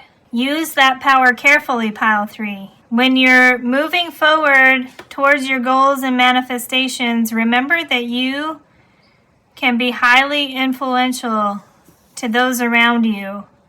So make sure that what you're doing is in alignment with the highest good for you and for others. And I'm being called to ask you to be mindful of what you're telling other people, because you can be very influential and very persuasive. So being called to remind you to consider the impact you have on others, because you're the peacock. You're very influential. You're very persuasive. You probably are very charismatic and charming. And then also, you have the power to persuade and convince yourself. So believe in yourself, believe in your self-confidence, believe in your worth, believe in your ideas that are coming in. Also, you have the power to create, just came through. So looking positive in terms of the things you're trying to bring into your life. From the Beyond Lemuria Oracle, the number 55 card here says unique gifts. Look at this red orb there. It's not really in the heart chakra. It's not really the solar plexus. It's not really the sacral. It's kind of just the center. It's the center of the being. Yeah, you have unique gifts and talents and abilities that are going to support you in bringing your manifestation true, working on your goals. You have the gifts that you can tap into. These symbols here, not sure exactly what they are. I'll check the guidebook, but reminding me of engineering and math, which came through here. So if the idea of science, engineering, and math doesn't resonate for you, those are just the things that make the world work, right? Like there's math and science and engineering and things like that, that those are all aspects of going to basically what makes the world go around. So this is the ability to make things happen. You have the gifts to make things happen is what that's trying to convey and communicate. This right here, the other red part that's glowing on here, catching my attention, is these 3 marks here. Looks like a to-do list to me. putting things in order. We had the idea that came out intuitively to me with this peacock card that you have a lot going on. So prioritizing and focusing, figuring out in which order to do things is going to be important for you right now. The guidebook for this unique gifts card talks about our superpowers, our sense of purpose. It talks also about our quirks and the things that make us different. And it says when you're looking at shortcomings or things that you think you're not good at or you don't have enough of or you can't do well, to try and look at those in terms of how that makes you unique and how you can turn that into a superpower. The guidebook also says that when you enjoy doing things, you find it easier to put more energy into things. So when you're considering your sense of purpose, if that's something you haven't quite found or you're still seeking, trying to understand your purpose, the things that you enjoy doing are probably the things that are in alignment with your purpose and your path. If they don't feel right or they drain your energy, then it's something that maybe you can put lower on the to-do list. We all have certain tasks that we have to do that we probably don't enjoy. Sometimes those are necessary to do and they don't really feel good, but we understand that they're helpful for us, right? But in terms of finding your path and your purpose and your talents and your superpowers, when you find joy is something to pay attention to, because there's something about that moment, that experience, that is aligning with your energy, and that's why you feel the joy. From the Visionary I Ching Oracle, the number 55 card is Great Abundance. Whoa, sorry. I'm all over with the cards. I apologize. We have the words thunder above, fire below. Great abundance. We had the idea that from the entrepreneur card that the things you're trying to bring into being right now are going to be successful. It specifically mentioned business. If it's not business, it's your manifestation. I was kind of asking for guidance in between the cards there, whether or not this related to a manifestation that's not business or career oriented, and I was told yes. So whatever you're trying to manifest, whatever your goals are right now, are being supported. And the overall intention that you're setting now, as long as it's in alignment with your true self, will lead to great abundance. In the guidebook, it says for this card indicates positive outcomes for raising children and nurturing a healthy family or any close-knit group. It speaks a lot about how abundance, it says, let me read. Abundance comes into full flower when a group is unified and the power of its leadership is at its peak. So this is bringing in the group aspect here. Up until here, we had pretty individual cards, right? But this is saying that you can work well with a team. You can work well with your family, with your friends, with anybody that you are in a group with. You can work well with them to achieve greater abundance. And everybody involved in that group is going to have skills and abilities and talents and gifts that they can bring. And when they combine efforts, your abundance will be greater. Bringing in the idea of teamwork here.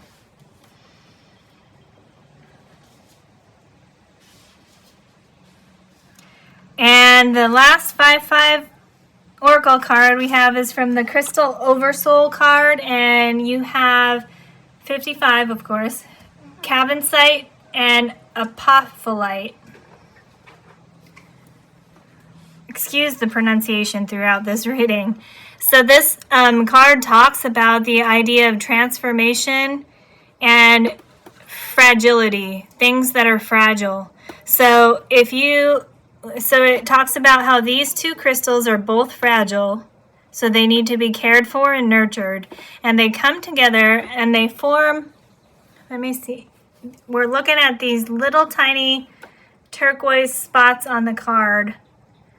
It calls those butterflies, bringing in the idea of transformation, and how even though the butterfly is delicate and fragile, it carries the power of transformation. So we had the idea from this unique gifts card from the Beyond Lemuria Oracle, talking about things that we may consider to be shortcomings, trying to figure out how those may actually be superpowers or things that we can turn into superpowers. So this is reinforcing that with how a butterfly is delicate and fragile, yet represents transformation and beauty. The guidebook also talks about how these crystals are connected to our third eye, and the blue butterfly being an indication of tapping into our intuition and activating our third eye. And then, of course, we have all the blue on there, which is reminding me of the throat chakra, which is all about communication. Communication is important for working in a group. This speaks a lot to me about teamwork right now and how to organize a group. These first two cards here were kind of telling me that you are a strong, charismatic person. A natural leader is coming through now that we have the idea of groups and teamwork coming in. You may be asked to step into a leadership role. And one of the things that you can do is to look at all the people you're working with and review their gifts, things that they consider to be their strengths and their weaknesses, and how you can organize those. We have those three kind of task lines there, to-do list. Organize the team that allows people to do what the part of the work that they enjoy, that plays to their strengths, and allows them an opportunity to improve something that they consider a weakness. That'll help you align the work in your team to achieve greater abundance. All right, pile 3, let's get some more information from tarot. For this reading, we're using the Otherworld tarot.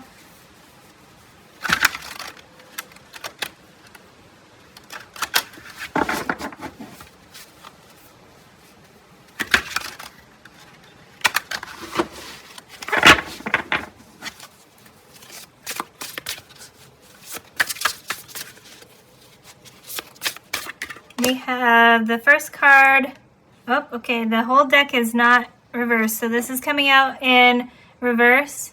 You have the 8 of Pentacles with skills. Wow, look at those grapes on there indicating abundance. 8 of Pentacles talks about mastering a skill, taking advantage of the skills that we have to bring about positive things. We have a nice rainbow on here too, indicating unity and bringing things together. It came out in reverse. So potentially right now you are not recognizing all the skills you could be using. You're not recognizing all the gifts that you actually do have to use towards meeting your goals and what you're trying to manifest. That may be blocked right now. But also look at this. I don't always take reversals to mean that it's the opposite of the upright, right? Like sometimes the pictures speak to me differently. And the way that this is looking with a card coming out in reverse, we have the 2 largest pentacles on this card being connected by a rainbow, and they are forming the foundation that's holding this bunch of grapes up.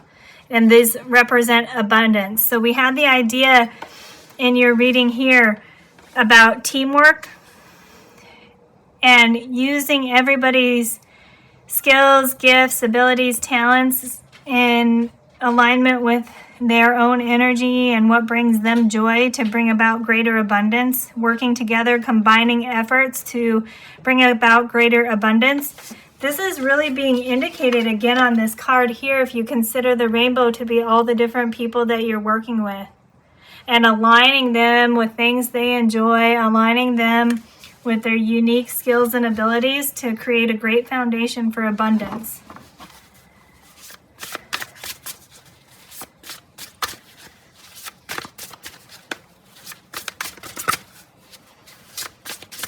We have the sun with positivity. Bright, bright sun there. We have 5 sunflowers. Beautiful alignment with the 5-5 portal, the number 55.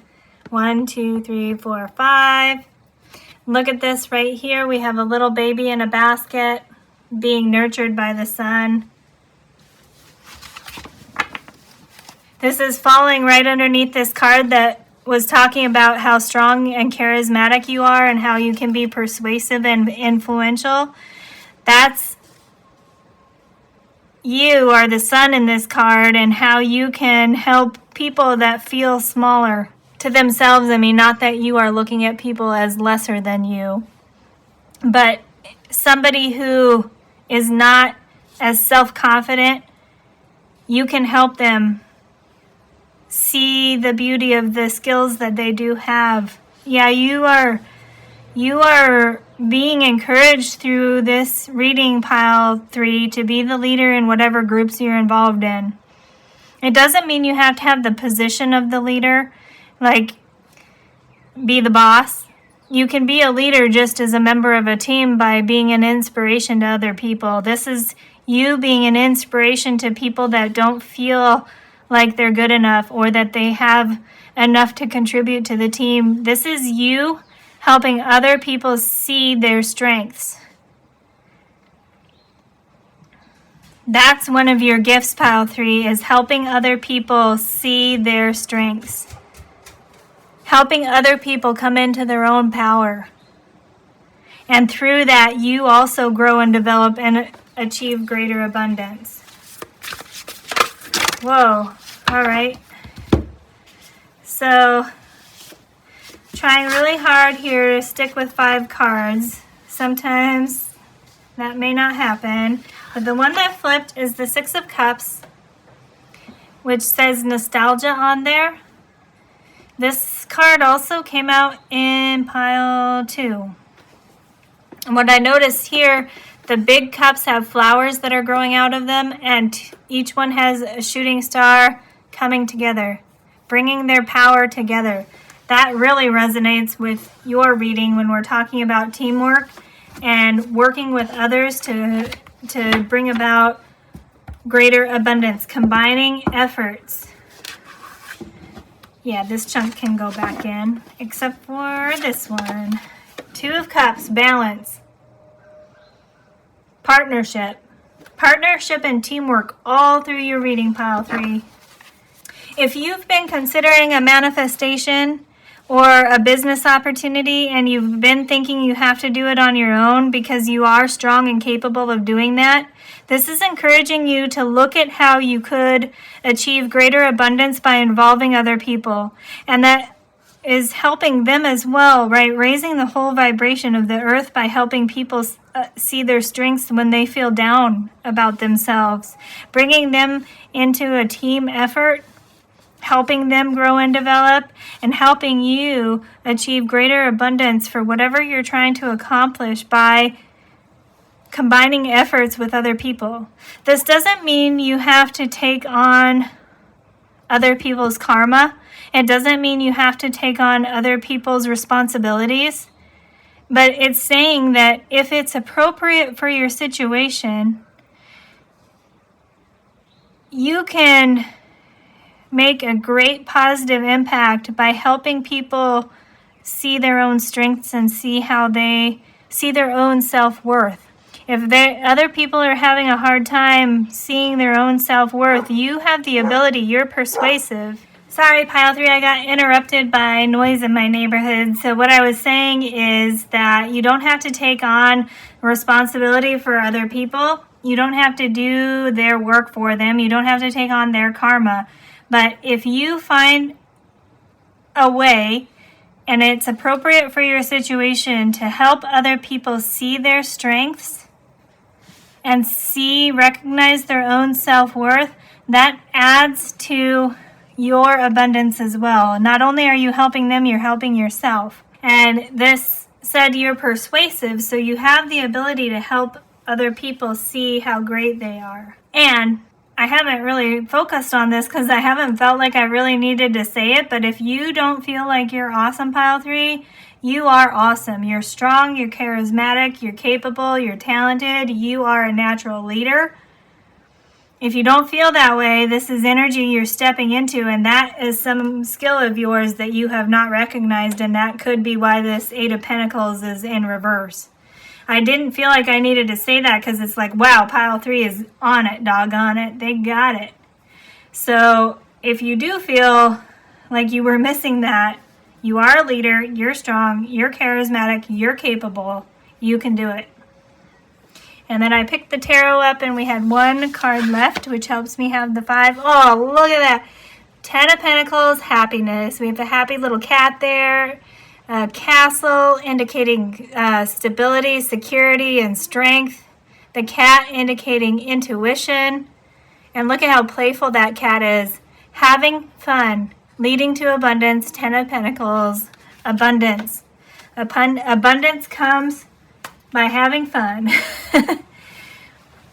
And doing what you enjoy, helping other people do what they enjoy, recognizing your own self-worth and helping other people recognize their self-worth leads to abundance for everybody.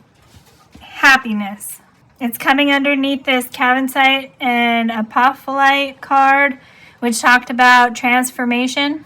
The butterfly, even though it's delicate and fragile, represents transformation and growth, carries the power of transformation. Could be an indication of transforming a mindset of being fragile and delicate to being strong and safe with that castle there.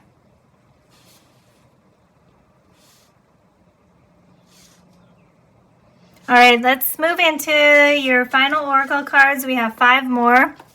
I picked a card for the sun, the earth, the moon, your soul or higher self, and the universe. So for the sun energy, the sun, earth, and moon is because of the lunar eclipse occurring and the full moon occurring May 5, lunar eclipse and full moon Scorpio. So the sun energy is being represented by the Priestess of the Light, whose creators created the deck to represent the sacred divine light that shines through ourselves and through the universe. So you have setting boundaries, number 30. Threshold, protection, honor. You have a cheetah there, fast moving, powerful, feminine, power. Look how she's holding up her hands and the light is coming off of her hands. So setting boundaries, protecting the threshold, and honor. The sun wants you to know that it's okay to set boundaries. We had all this talk about teamwork and helping other people. Oh, look at that. The sun card here was the one that made me talk about you helping other people. And this card representing the sun energy is letting you know to do that in a balanced way so that you're not crossing over boundaries to the point where you're doing everything for them. If you start doing everything for the other person, they are not growing or developing. They're just gaining a dependence on you. And that's creating more work for you. But if you're helping them grow and develop and get to a point where they're doing their own work, and this could actually be work, but it could also be work for their inner growth and development, right? Developing as a person.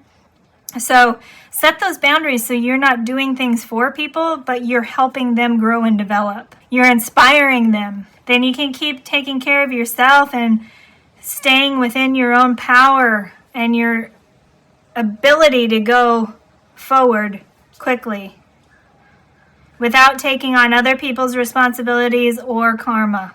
That's important. If you are as strong and capable and as good of a leader as I think you are, Pile 3, it can be tempting to do things for other people. One, because you're trying to help them, and you feel like you're helping them by doing things for them. The second one is sometimes you just know you could do it faster and better. So this is reminding you to let people take care of their own journey.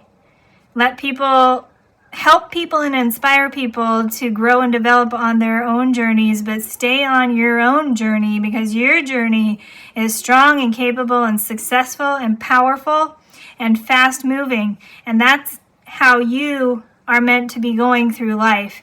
And you can inspire other people just by being you. It doesn't mean you have to take them on as somebody to mentor or lead or actually care for. You can be an inspiration to those people and help them just by being you and doing what you do. You inspire people. That's what this sun energy wanted to say. Adding on to the message that I was getting from that tarot card sun there. I just noticed that this sun card is that not a 18? XV111. 18. Normally in a tarot, the sun is the 19 card. In this deck it's an 18, which is normally the moon card. So let me check on that. Yeah, in this deck the sun is the 18 card and the moon is the 19 card. It doesn't really mention why that's different in this deck, but something's unique about it, right? Unique gifts, uniqueness. 18 sun. We were just talking about how you inspire other people. This is adding on. You inspire other people and help other people by helping them understand what makes them unique. Do that for yourself too. Look at yourself and consider what it is about you that is unique, and that's a strength of yours. And then you can inspire and help other people by helping them understand what makes them unique.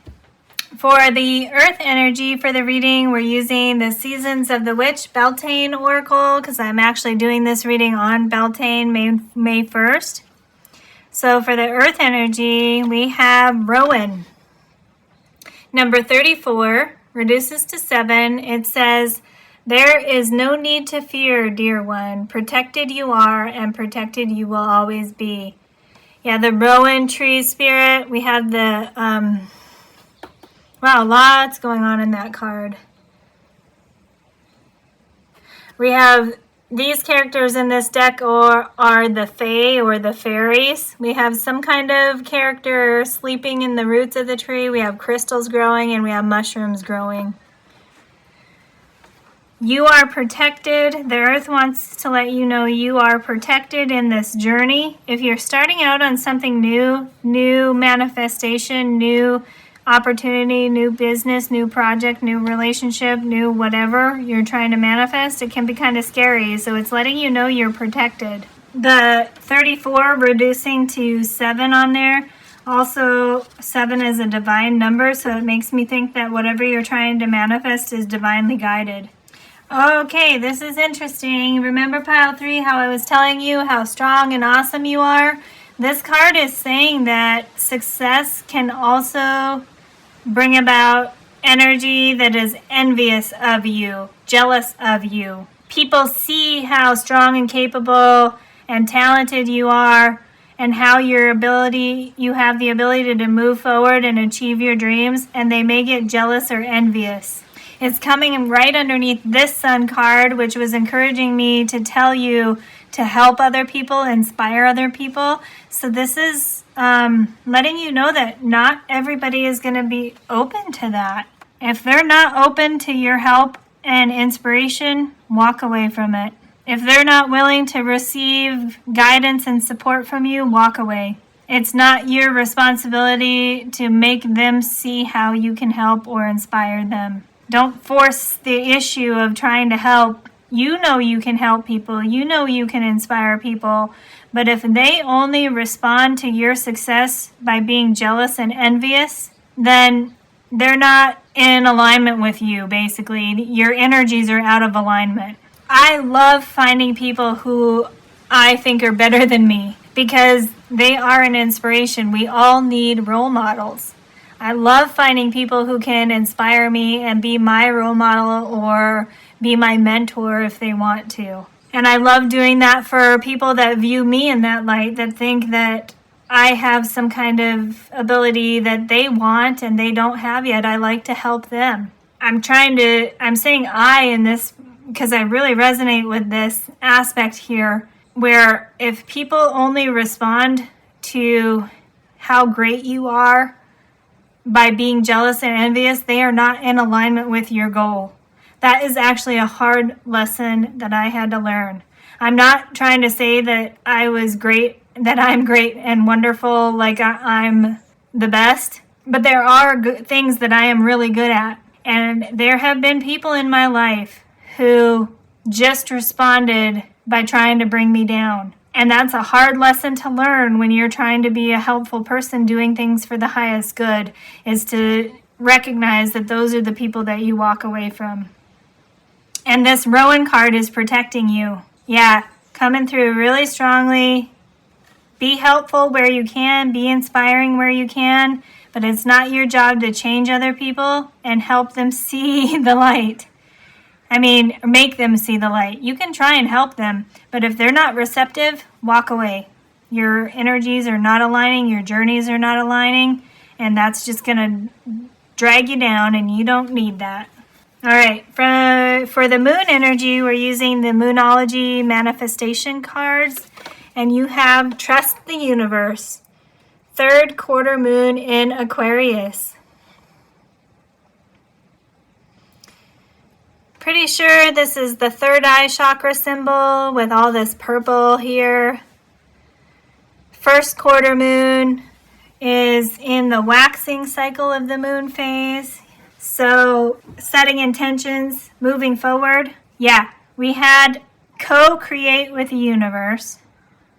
Sorry, that co-create with the universe card, the message from co-create with the universe was in this position in pile 2. That's the second reference to pile 2 because we had the 6 of cups in pile 2. My apologies, pile 3. I just got drawn back to that. So if you were considering listening to pile 2, feel free to do that. If not, don't worry about it. I'm doing these readings in order, so some of the energy is collective and carrying through. So it still applies to you, right? We're talking about all this teamwork, and that includes spirit and universe and your guides, your angels. So trust the universe, co-create with the universe. It's kind of funny. This is actually coming out because I was so focused on you and the people that you're dealing with in this reading, and it's like, hey, remember spirit and universe, we work with you too. So trust the universe, co-create with the universe. That applies to you as well, pile 3, even if pile 2 has nothing to do with you. Co-create with the universe, letting you know that they are here for you. They're protecting you, and they're here for you to co-create and help you with your goals and your manifestation. Aquarius, very transformative energy that's tying me back to this card up here. Yeah, it is the third eye chakra indicated here. In the guidebook, it says that you're being encouraged now, tap into your intuition because it helps you see beyond illusion, to see the truth. And it says, you are an amazing being here to manifest your dreams. I was telling you you're amazing. I almost didn't even feel the need to tell you. But this is saying you are amazing, pile 3. You're here to manifest your dreams. Keep moving forward towards those. You're doing good. Keep going after those. You're here to achieve your dreams, pile 3. You're not here to struggle. You're not here to take on other people's karma. You're not here to just deal with other people's drama of being envious and jealous. You're here to manifest your dreams. If people can't get on board with that, your journeys are out of alignment, time to walk away. And the other message from this guidebook, look at all this lavender here about being calm.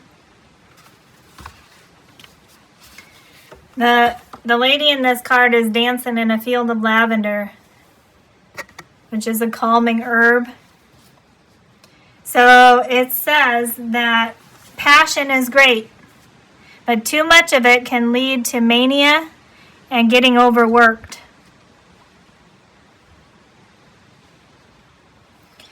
So that's where you're being asked to trust that the universe can help you too. You don't have to do it all by yourself. The universe can help you. If the idea of teamwork and working with other people, they can help you. Other people in your support network can help you. You don't have to do it all. For your higher self or your soul coming through, we have the Sacred Destiny card. And you, oh, look at that. Success. You have the Panther spirit. Your higher self and your soul want to let you know that you are here to be successful. And that means achieving your dreams. Make sure it's your idea of what success is, what your idea of abundance is, not what other people are telling you success is. Especially in this world where it's very focused on position and title and the amount of money we make. It's whatever dream you have and whatever you consider to be successful is what you're here to achieve, not what other people are saying is successful. Especially because we're transforming into a new earth where we go beyond title and how much money you have to recognizing abundance in other ways. It's not saying you can't have money or can't have a good position in a company or something like that. You can have that. It's just saying that doesn't have to be the idea of success. If that is your idea of success, pile 3, then go for it, because that's in alignment with yourself, your journey, your joy. If you have a different idea of success and abundance, then go after that. Whatever success and abundance mean for you, whatever dream you have, you are here to accomplish it. And then for the universal energy coming in, we have the Universe Has Your Back Oracle. This will have like a affirmation to help tie this all together. Oh, wow. It says, when I think I've surrendered, I surrender more. Looks like a dandelion on there about wishes, making wishes. Yeah, so that's reinforcing the idea of trusting the universe, letting go of things that are bringing you down, not serving you, not in alignment with your journey. Letting go of that, not doing everything all at once. We have the idea of prioritizing a to-do list here, not doing everything all at once. Go with the flow, surrender to not controlling everything. You are more than capable of doing a ton of work, pile 3. That's obvious in your reading. But you don't have to do it all. You don't have to do it all at once. You can have some fun in your life. You're meant to have fun. You're meant to have joy. So remember that universe is here protecting you and helping you. And you don't have to do it all on your own. So if you feel like taking a break, definitely take a break. I mean, you should always take a break to maintain a balanced energy. Sometimes we work hard, sometimes we rest hard, play hard. So trust the universe. When things reach a point where they're just not moving anymore, consider letting it go and releasing, because it may be something that's out of alignment. Pile 3, really powerful, positive reading here, letting you know that you're on the right track to manifesting what you are dreaming about, what goals you have. A lot of talk about how awesome you are. Remember, you're awesome. And working with a team, working with spirit, without taking on other people's karma and drama. You're meant to be stable, safe, and live your dream life. Transforming energy coming in. if there's something you feel fragile or delicate about, to transforming that into a strong and safe feeling. We have the Rowan protective tree here. Really positive, powerful reading, pile 3. I wish you the best of luck on your journey. Thanks for spending time with me. I do hope to see you in a future reading, and I do hope you found this reading helpful. See you again soon. Hello, pile 4. Welcome to this reading where we are tapping into tons of energy related to the number 55. We have angel number 55, the 5-5 portal on May 5. Also on May 5th, we have the lunar eclipse occurring in the full moon of Scorpio. And I'm actually doing this reading, I'm sitting and doing the reading now on May 1st, which is Beltane. So we have that energy coming in from the fire festival. Tons of energy we're tapping into. I went through some different aspects of those in the intro, so I'm not going to repeat all those now. These are the 5 oracle cards that you have with the number 55, and you've come to the reading with the labradorite necklace with this natural cord and this pendant here.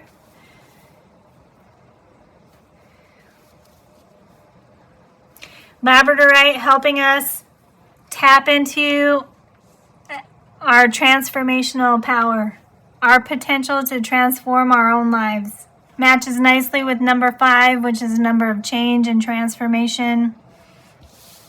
So you've come to the reading with the Wisdom Keeper's inner oracle card that look like this. It says freedom on it.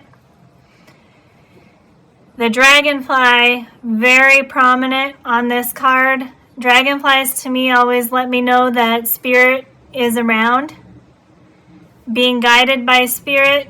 We have some seals here. There's another deck that I have that says that seals only come to people with unique characteristics, like people who are unique. So that may come through here. Not sure if this creator really mentioned that, but there is a seal on there, a blue seal. This card speaks to me about having the freedom to live your own life. Finding the freedom to live your own life. Strongest message that comes through when I look at this card. In the guidebook for this card, it says, it is always at the very end when we have all but given up hope that liberation comes. So if you're feeling a little down right now, pile 4, keep going is the message we're hearing. Keep going towards freedom to live your own life. The card in the guidebook, or the guidebook for this card, says, freedom has nothing to do with what you do, what you understand, and how you feel. It has to do with the attitude you embrace, no matter what is happening within or around you. Practice radical self-acceptance. This card for the guidebook is really talking about accepting yourself, not standing in your own way, and having a positive mindset that you deserve freedom. You deserve to live your own life the way that you want to live it. As long as it's in alignment with the highest good and your highest good, right? Your highest good being the most important aspect of that. So the second card we have is from the Reincarnation cards, Awakening Far Memory Oracle. The back looks like this. We have the Ankh, or the anchor cross, on here, a symbol of life and power. And the infinity symbol, infinity, going on forever. But also, this is the symbol you see in tarot on the Magician card about using the resources that are available to you to create magic, and reminds me of how everything in the universe is connected. So the 55 card in this deck says war. So this, you have a battle going on. Coming out right after this freedom card, this is Spirit coming through to tell you you have the freedom to live your own life without conflict and pain and without drama. So I'm noticing the bow and arrow in here, making me think of Sagittarius energy that is all about exploring and traveling. And then we have two of the guys have swords. Now they're fighting in this card, right? But the swords energy is all about our thoughts and mentality. And we have the guidebook from this freedom card here saying it's all about your attitude. So, and we have swords on this card, which thoughts and ideas. So this is about having an attitude of freedom, a positive mindset, an abundance mindset, and a mindset that remembers spirit is there. From the Songs of the Grandmother Oracle, the number 55 card is Grandmother Walrus with the keyword mission. And it says, seek the foundation, insulate your path, insulate your faith, spread warmth all the way back up. Lots going on in this card. A simple little walrus hanging out there, but tons of meaning in this card. So, first, we have the mission. We have your soul purpose. We have your life purpose. We have my intuitive reading of this card is you have the freedom and you deserve the freedom to live your own life the way you want, as long as it's in alignment with your highest good. And here we have mission. And then we have war here. Going into battle on a mission for some reason. Fighting for what you believe in. Fighting for what you believe in that's in alignment with your life and soul purpose, right? Then we have seek the foundation. Find a way to ground yourself and feel stable. This reading so far is telling me that your foundation is going to be a positive mindset, an abundance mindset.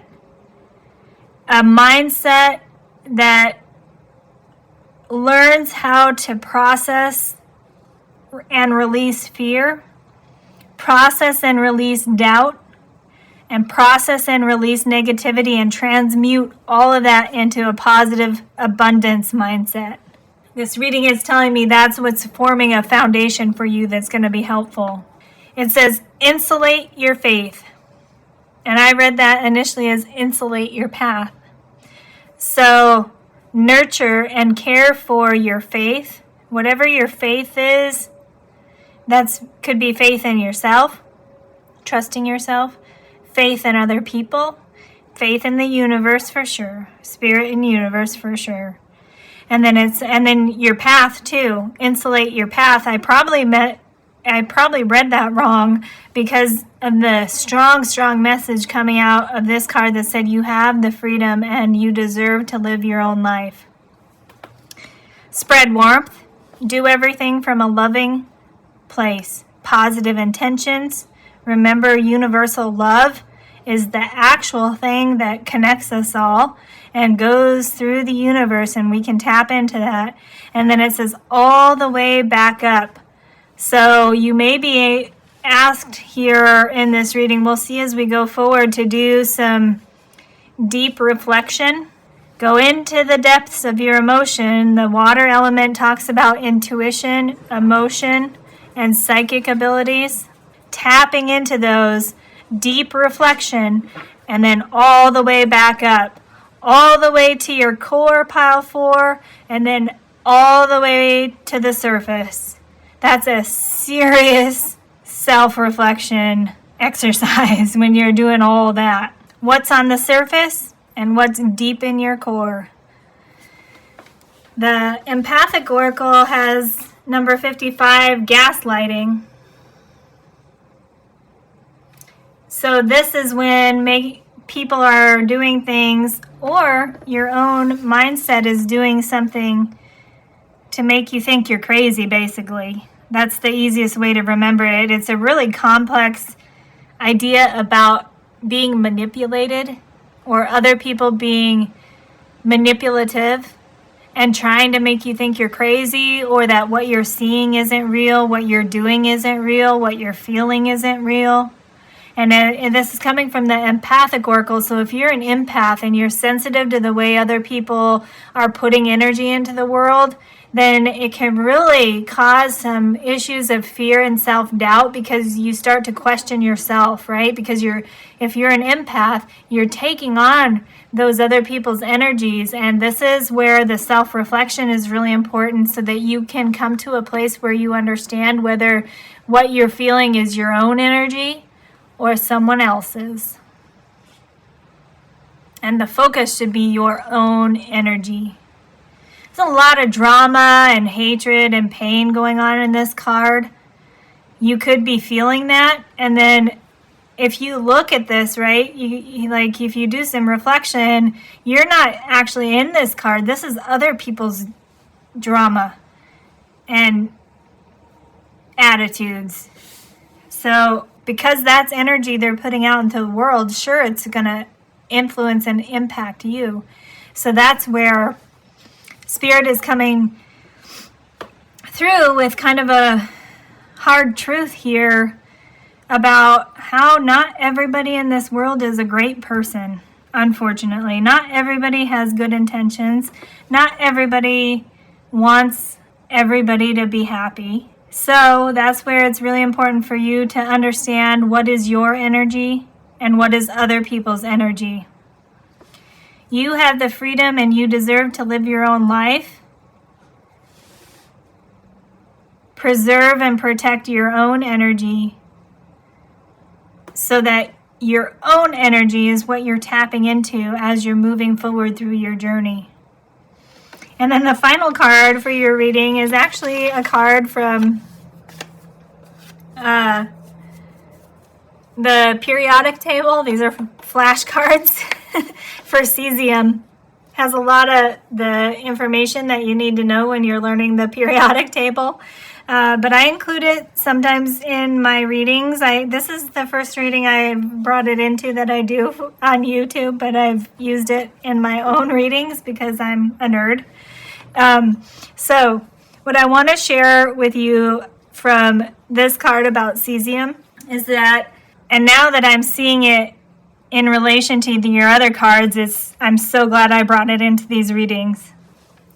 Like, full disclosure, pile, for when I went through my actual oracle decks, I only had 19 cards that had 55 on them, and I was like, but if I had 20, I could do 4 piles. And I was like, oh yeah, I have these periodic table flashcards. I was like, I can use those, so, because I use them for myself sometimes. So anyway, there you go. I feel like being completely transparent, right? I don't like to feel like I'm faking my way through something. You get it. Which is actually kind of funny, because when I was reading in this guidebook, I didn't say it, but in this guidebook for the, it's the Wisdom Keeper's Inner Guidebook Oracle, for freedom, it said, right here. Yeah, actually, this whole line is awesome. So if you want to look right here, it starts here. Practice transparency, radical self-acceptance, and you will discover your magnificence. So be honest, be transparent, accept yourself, and you will discover how awesome and magical you are. Okay. Now that you know that, like, I had 19 actual oracle cards and this made it 20. Cesium was discovered when the scientists realized that they had to separate different elements out. And then when they burned things, the things burned at different colors, they discovered new elements. Cesium was discovered with a blue flame. So that's blue light coming in here, reminding me of communication. And then cesium is used for a ton of things. It is used to make mineral water, but also as a catalyst for chemical reactions, and it's used in electronics to make things flow together. So it's used in a ton of things, and it also can be very volatile. So this is a little bit of it's like if it's not kept in the right conditions, it can actually explode. So I think, Pile 4, you can see all the metaphors that this card is bringing in.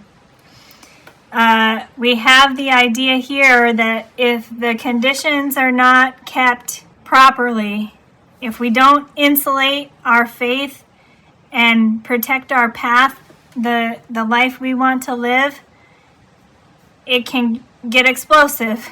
Things can go wrong quickly if we're not caring for ourselves, nurturing ourselves, and caring for our hopes and dreams and what we want to accomplish. If we're not putting in some kind of energy towards those, things can go into chaos pretty quickly. I'm thinking of the tower moment. If we're not in alignment with our true selves, the tower moment comes along, right? To put us back on our path. That's not the only meaning of the tower card, but that's what I'm being reminded of in your reading. And then how it purifies and creates mineral water, so cleansing aspect coming through. The blue light, communication, speaking your truth, living your own life. This card is all blue. The blue dragonfly on there, letting you know Spirit is with you. And then as a catalyst for chemical reactions is how you have the ability to create change. You have the ability to create change in your own life, and you have the ability to create change in the world. Right? This is not necessarily something we wish for the world here with this war card where people are fighting. We wish for peace. So we have the ability to live our own lives, to create change and create peace. For this reading, we are using the Otherworlds Tarot.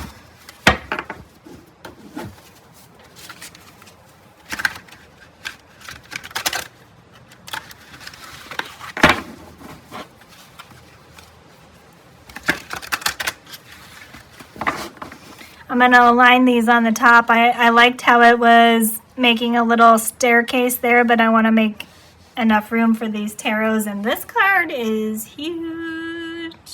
There, you can still see the dragonfly and the numbers.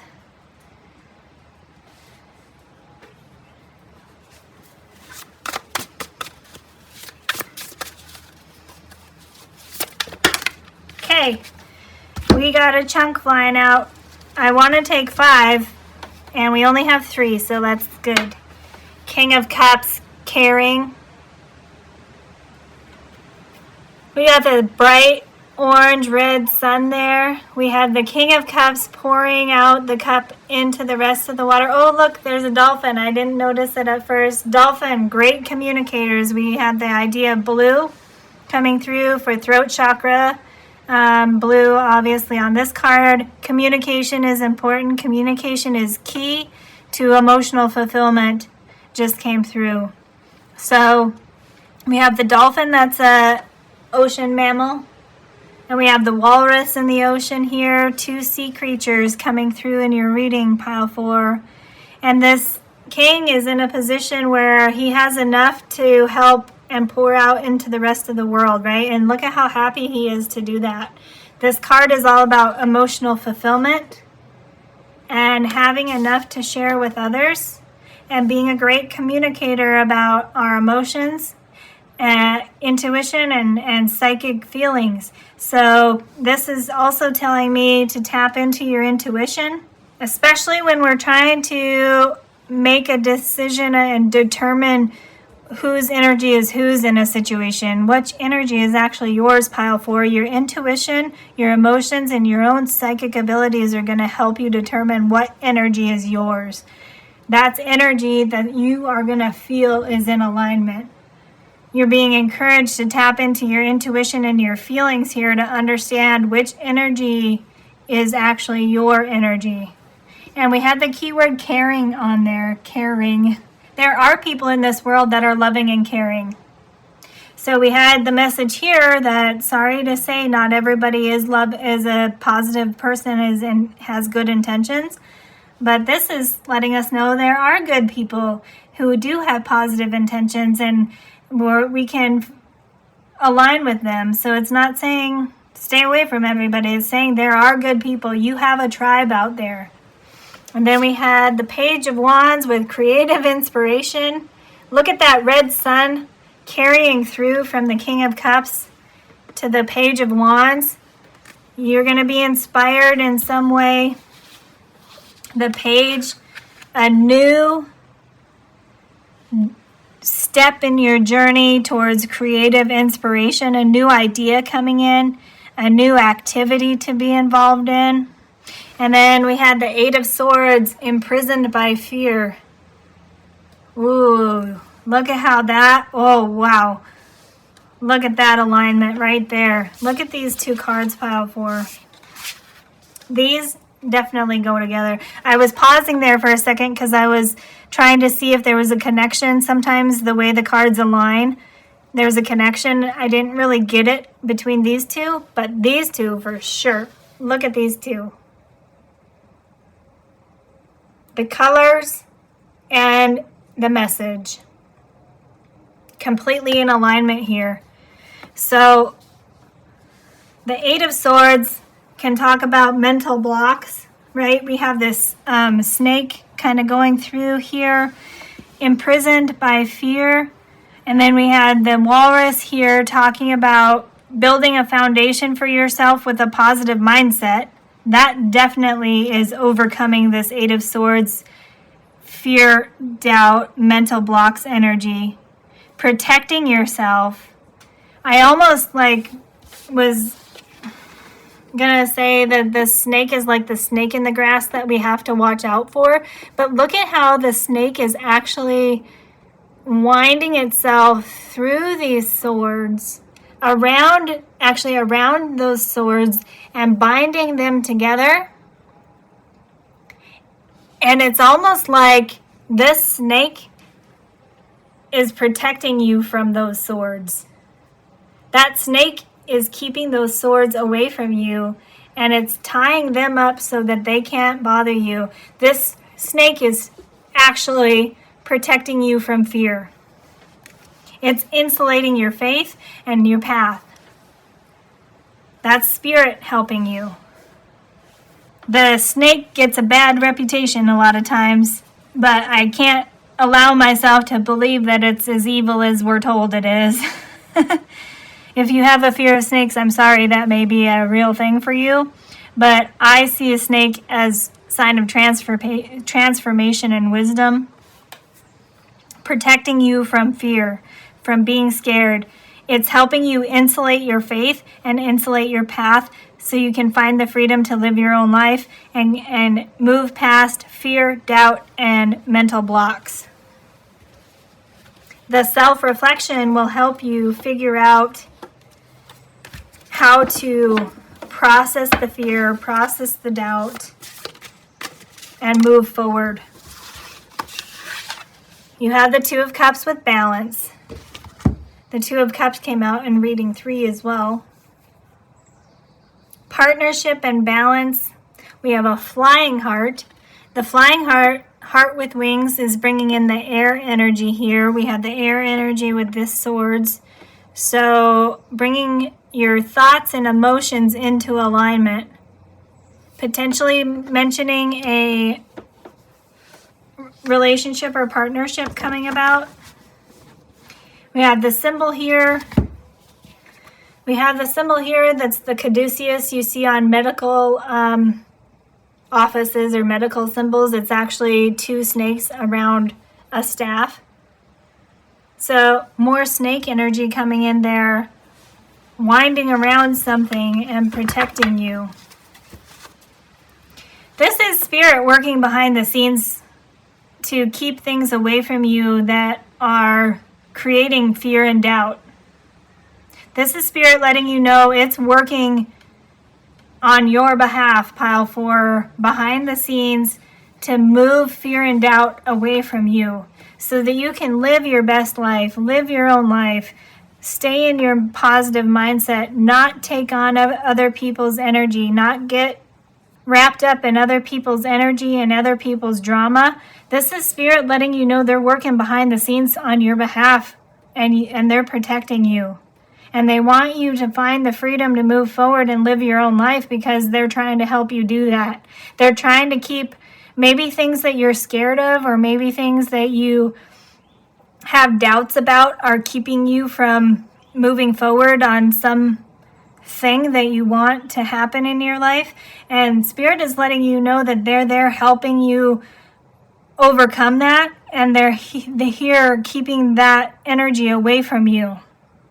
That is beautiful. They are keeping that energy away from you.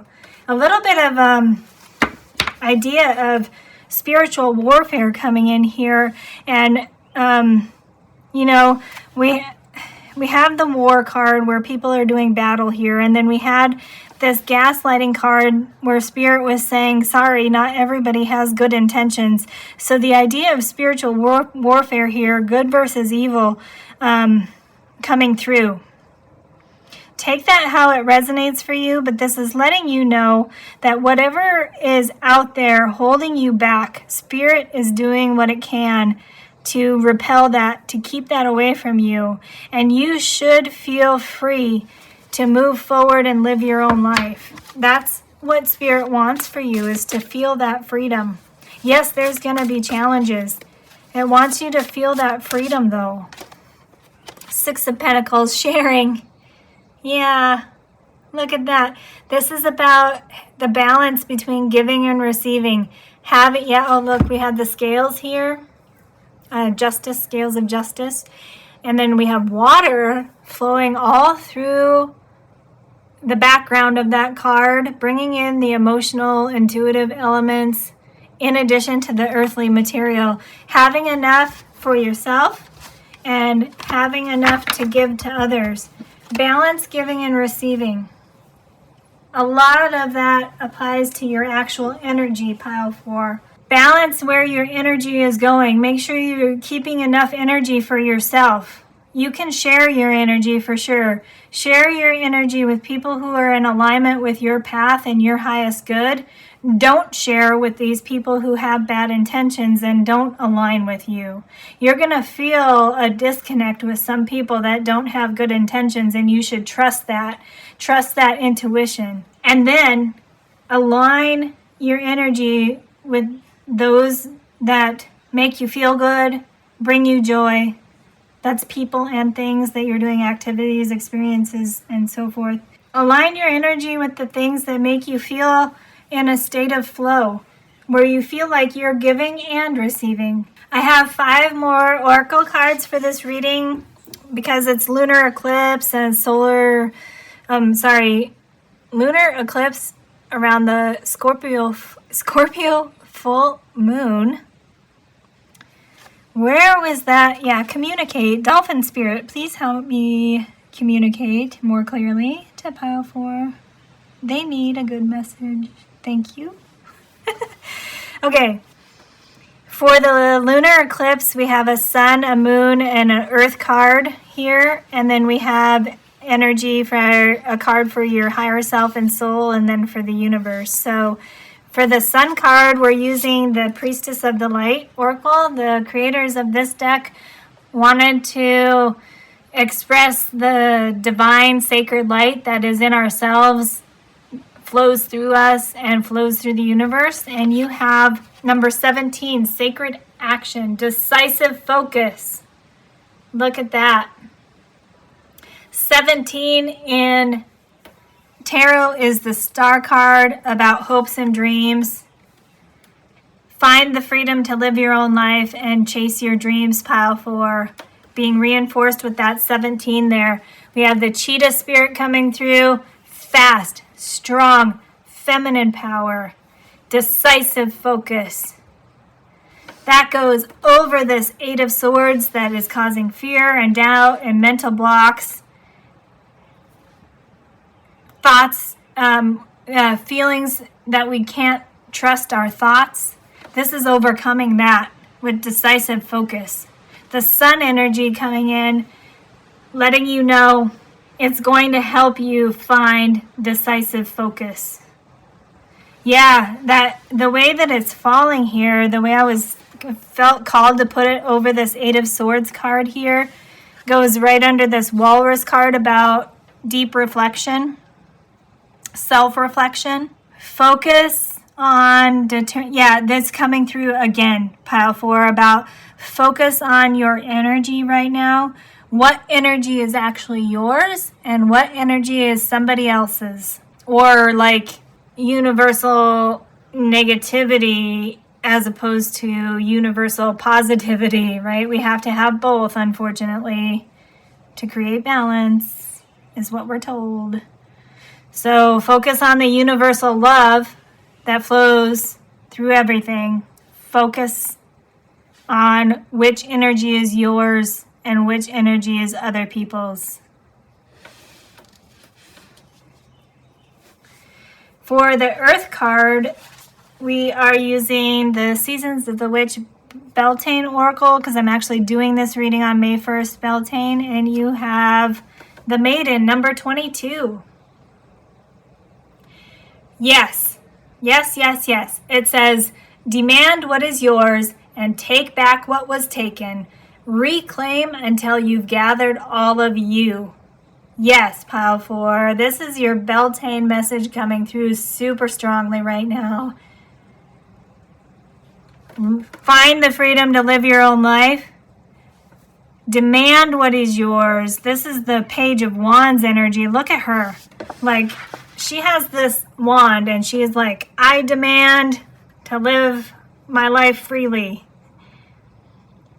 Take back what was taken from you. That's your energy that vampires are sucking out of you. Reclaim until you've gathered all of you. Yeah, put your energy back together so you're a whole person again, pile 4. For the moon energy, we're using the Moonology manifestation deck, and you have last quarter moon in Scorpio. Reveal what needs to be seen. Beautiful. Look at her sitting, or her, him, them, can't tell, doesn't matter. Blue little orb in their hand. Can you see that? The cesium is blue, has a blue flame when it's burning.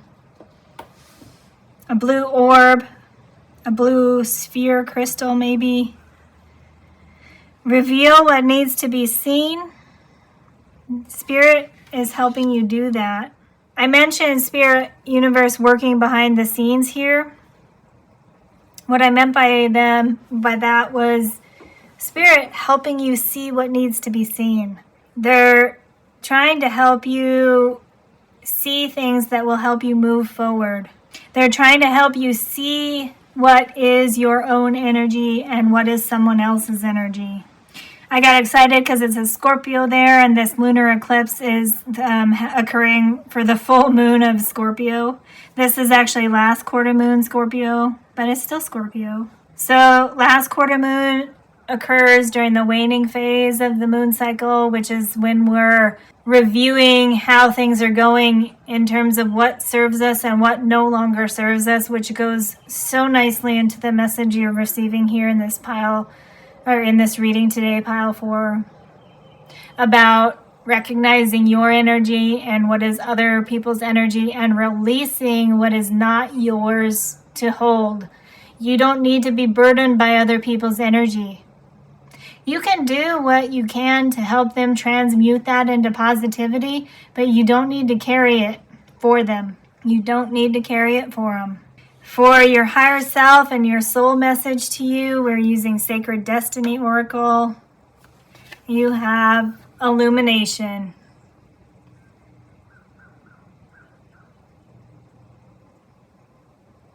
Yeah, this is coming out right after this card that said the reveal what needs to be seen. It was called to talk about how universe is trying to help you see the things that will help you along your journey. This is reinforcing it with this illumination here. And it's also reinforcing this reflection card, or the message about self-reflection that I got from this card here. Look at this reflection in the lake. Your higher self and your soul want you to do some reflection now to help protect your faith and your path, and find the courage to live the life you want. Find the courage to step into freedom. Yeah, beautiful. A huge sense of calm just came over me when I said that. It's like once I got that last message out from your higher self and your soul, I just, like, I was sitting up, I was moving all over the place, and I just, after I said that last message, I just sank into my chair and felt calm. That's the feeling your soul and your higher self want, is for you to come into a centered place of calm and then move forward with freedom and courage to live your own life the way you want. Chase your dreams, create the life that you want, overcome fear, anxiety, doubt, other people's drama, other people's mind games. That's just BS. Wants you to come to that place of inner strength to move forward with calmness and peace.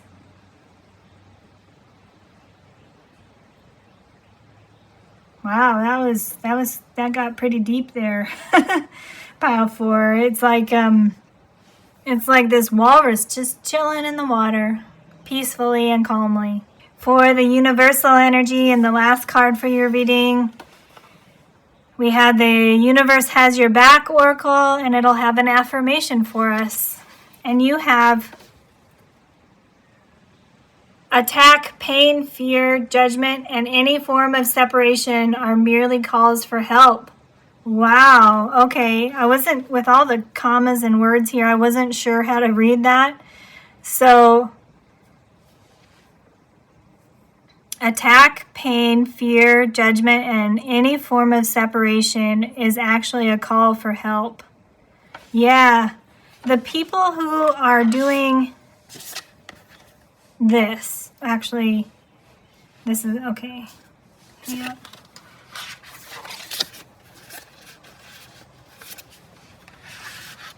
The people who are in this energy and the people who are making you feel this energy, or the energy around you that's making you feel this way, these are calls for help. This is either them, well, they probably don't recognize it, that they need help. If it's someone else. If it's you, pile 4, and you need to ask for help, or you're not able to deal with something as well as you would like to, get help, pile 4. There's resources out there to help, so find help that you need. You will be able to find someone to trust. Spirit letting you know with this King of Cups and Caring card, look how kind and gentle this person is, pouring their cup of love into the world with the playful dolphin there. There are people out there to help you. Seek help, seek connection, seek support coming through. Calmly and peacefully, but very strongly, pile 4. Seek calm, seek support, seek help, seek love.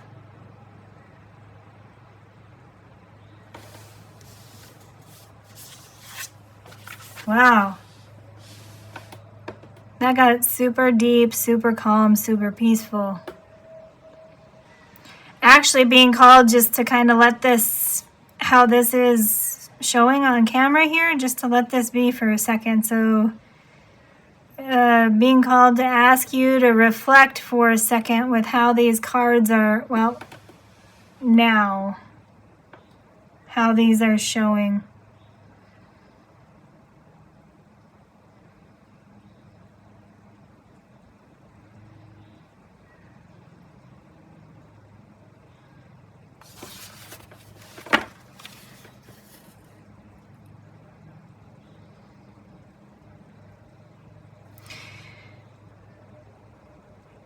the feelings and energy of attack, pain, fear, judgment, and separation, being calls for help, is showing something's not right. When we experience or see other people going through attack, pain, fear, judgment, separation, it's identifying something is not right. And we need to fix it. We don't need to fix it for other people, but we need to pay attention to it. We need to recognize, acknowledge it, and then figure out how to transmute and change that into something better, something more positive, something that is in alignment with the highest good. Coming through under this Grandmother Walrus card here with the keyword mission and seek the foundation. And remember from the beginning we were told your foundation, pile 4, is going to be having a positive mindset, an abundance mindset. You may actually have a pretty spiritual mission here. I did have that mention of spiritual warfare come out earlier. You may have a mission here on Earth, pile 4, to help transmute pain and fear and separation into love and courage and unity. Wow, that's a big mission. That's why you have this powerful Priestess of Light card here with decisive focus. That powerful cheetah spirit animal coming through to help you. The number 17, the star card, letting you know your hopes and dreams are worth chasing.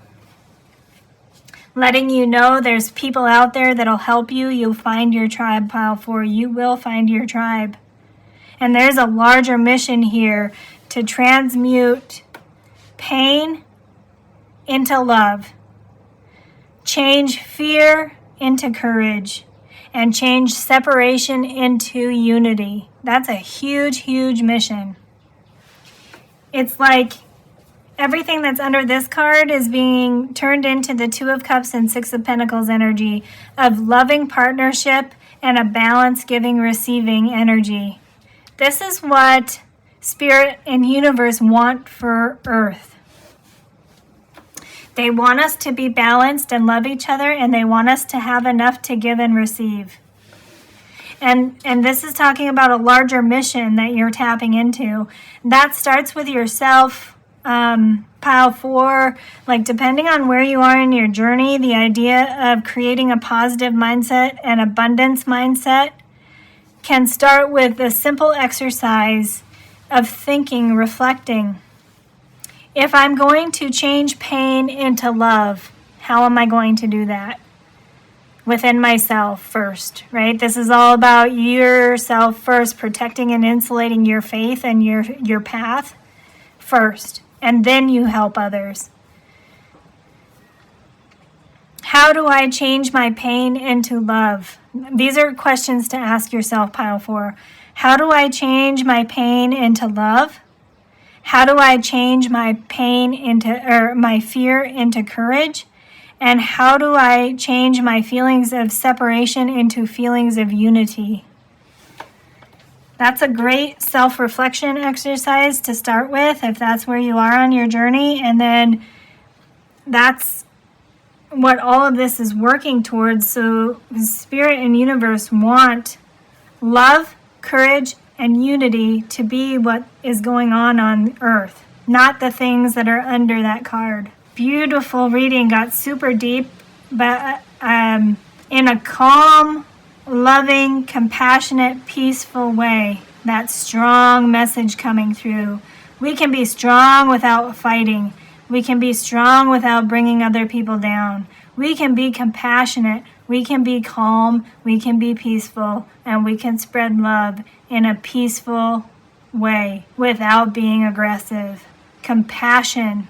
Pain turns into love. Fear turns into courage. Judgment turns into acceptance. Separation turns into unity. I'll say that one more time. Pain turns into love. Fear turns into courage. Judgment turns into acceptance. And separation turns into unity. That's the message coming through for you during this time, Pile 4. I hope that you found it useful and helpful, insightful. Beautiful energy here. Challenging, letting us know kind of, there's going to be challenges. There's going to be ups and downs. But you have the freedom to live your own life, and you're being encouraged to find that first. Self-reflection will help. Deciding which energy is yours will help. Deciding which energy is somebody else's will help. And Spirit and Universe want us to love and support each other. So it's a balance giving, receiving here on Earth instead of the state we're currently in. And you're here to help with that mission.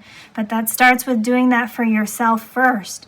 It doesn't mean you have to go out and help other people achieve that.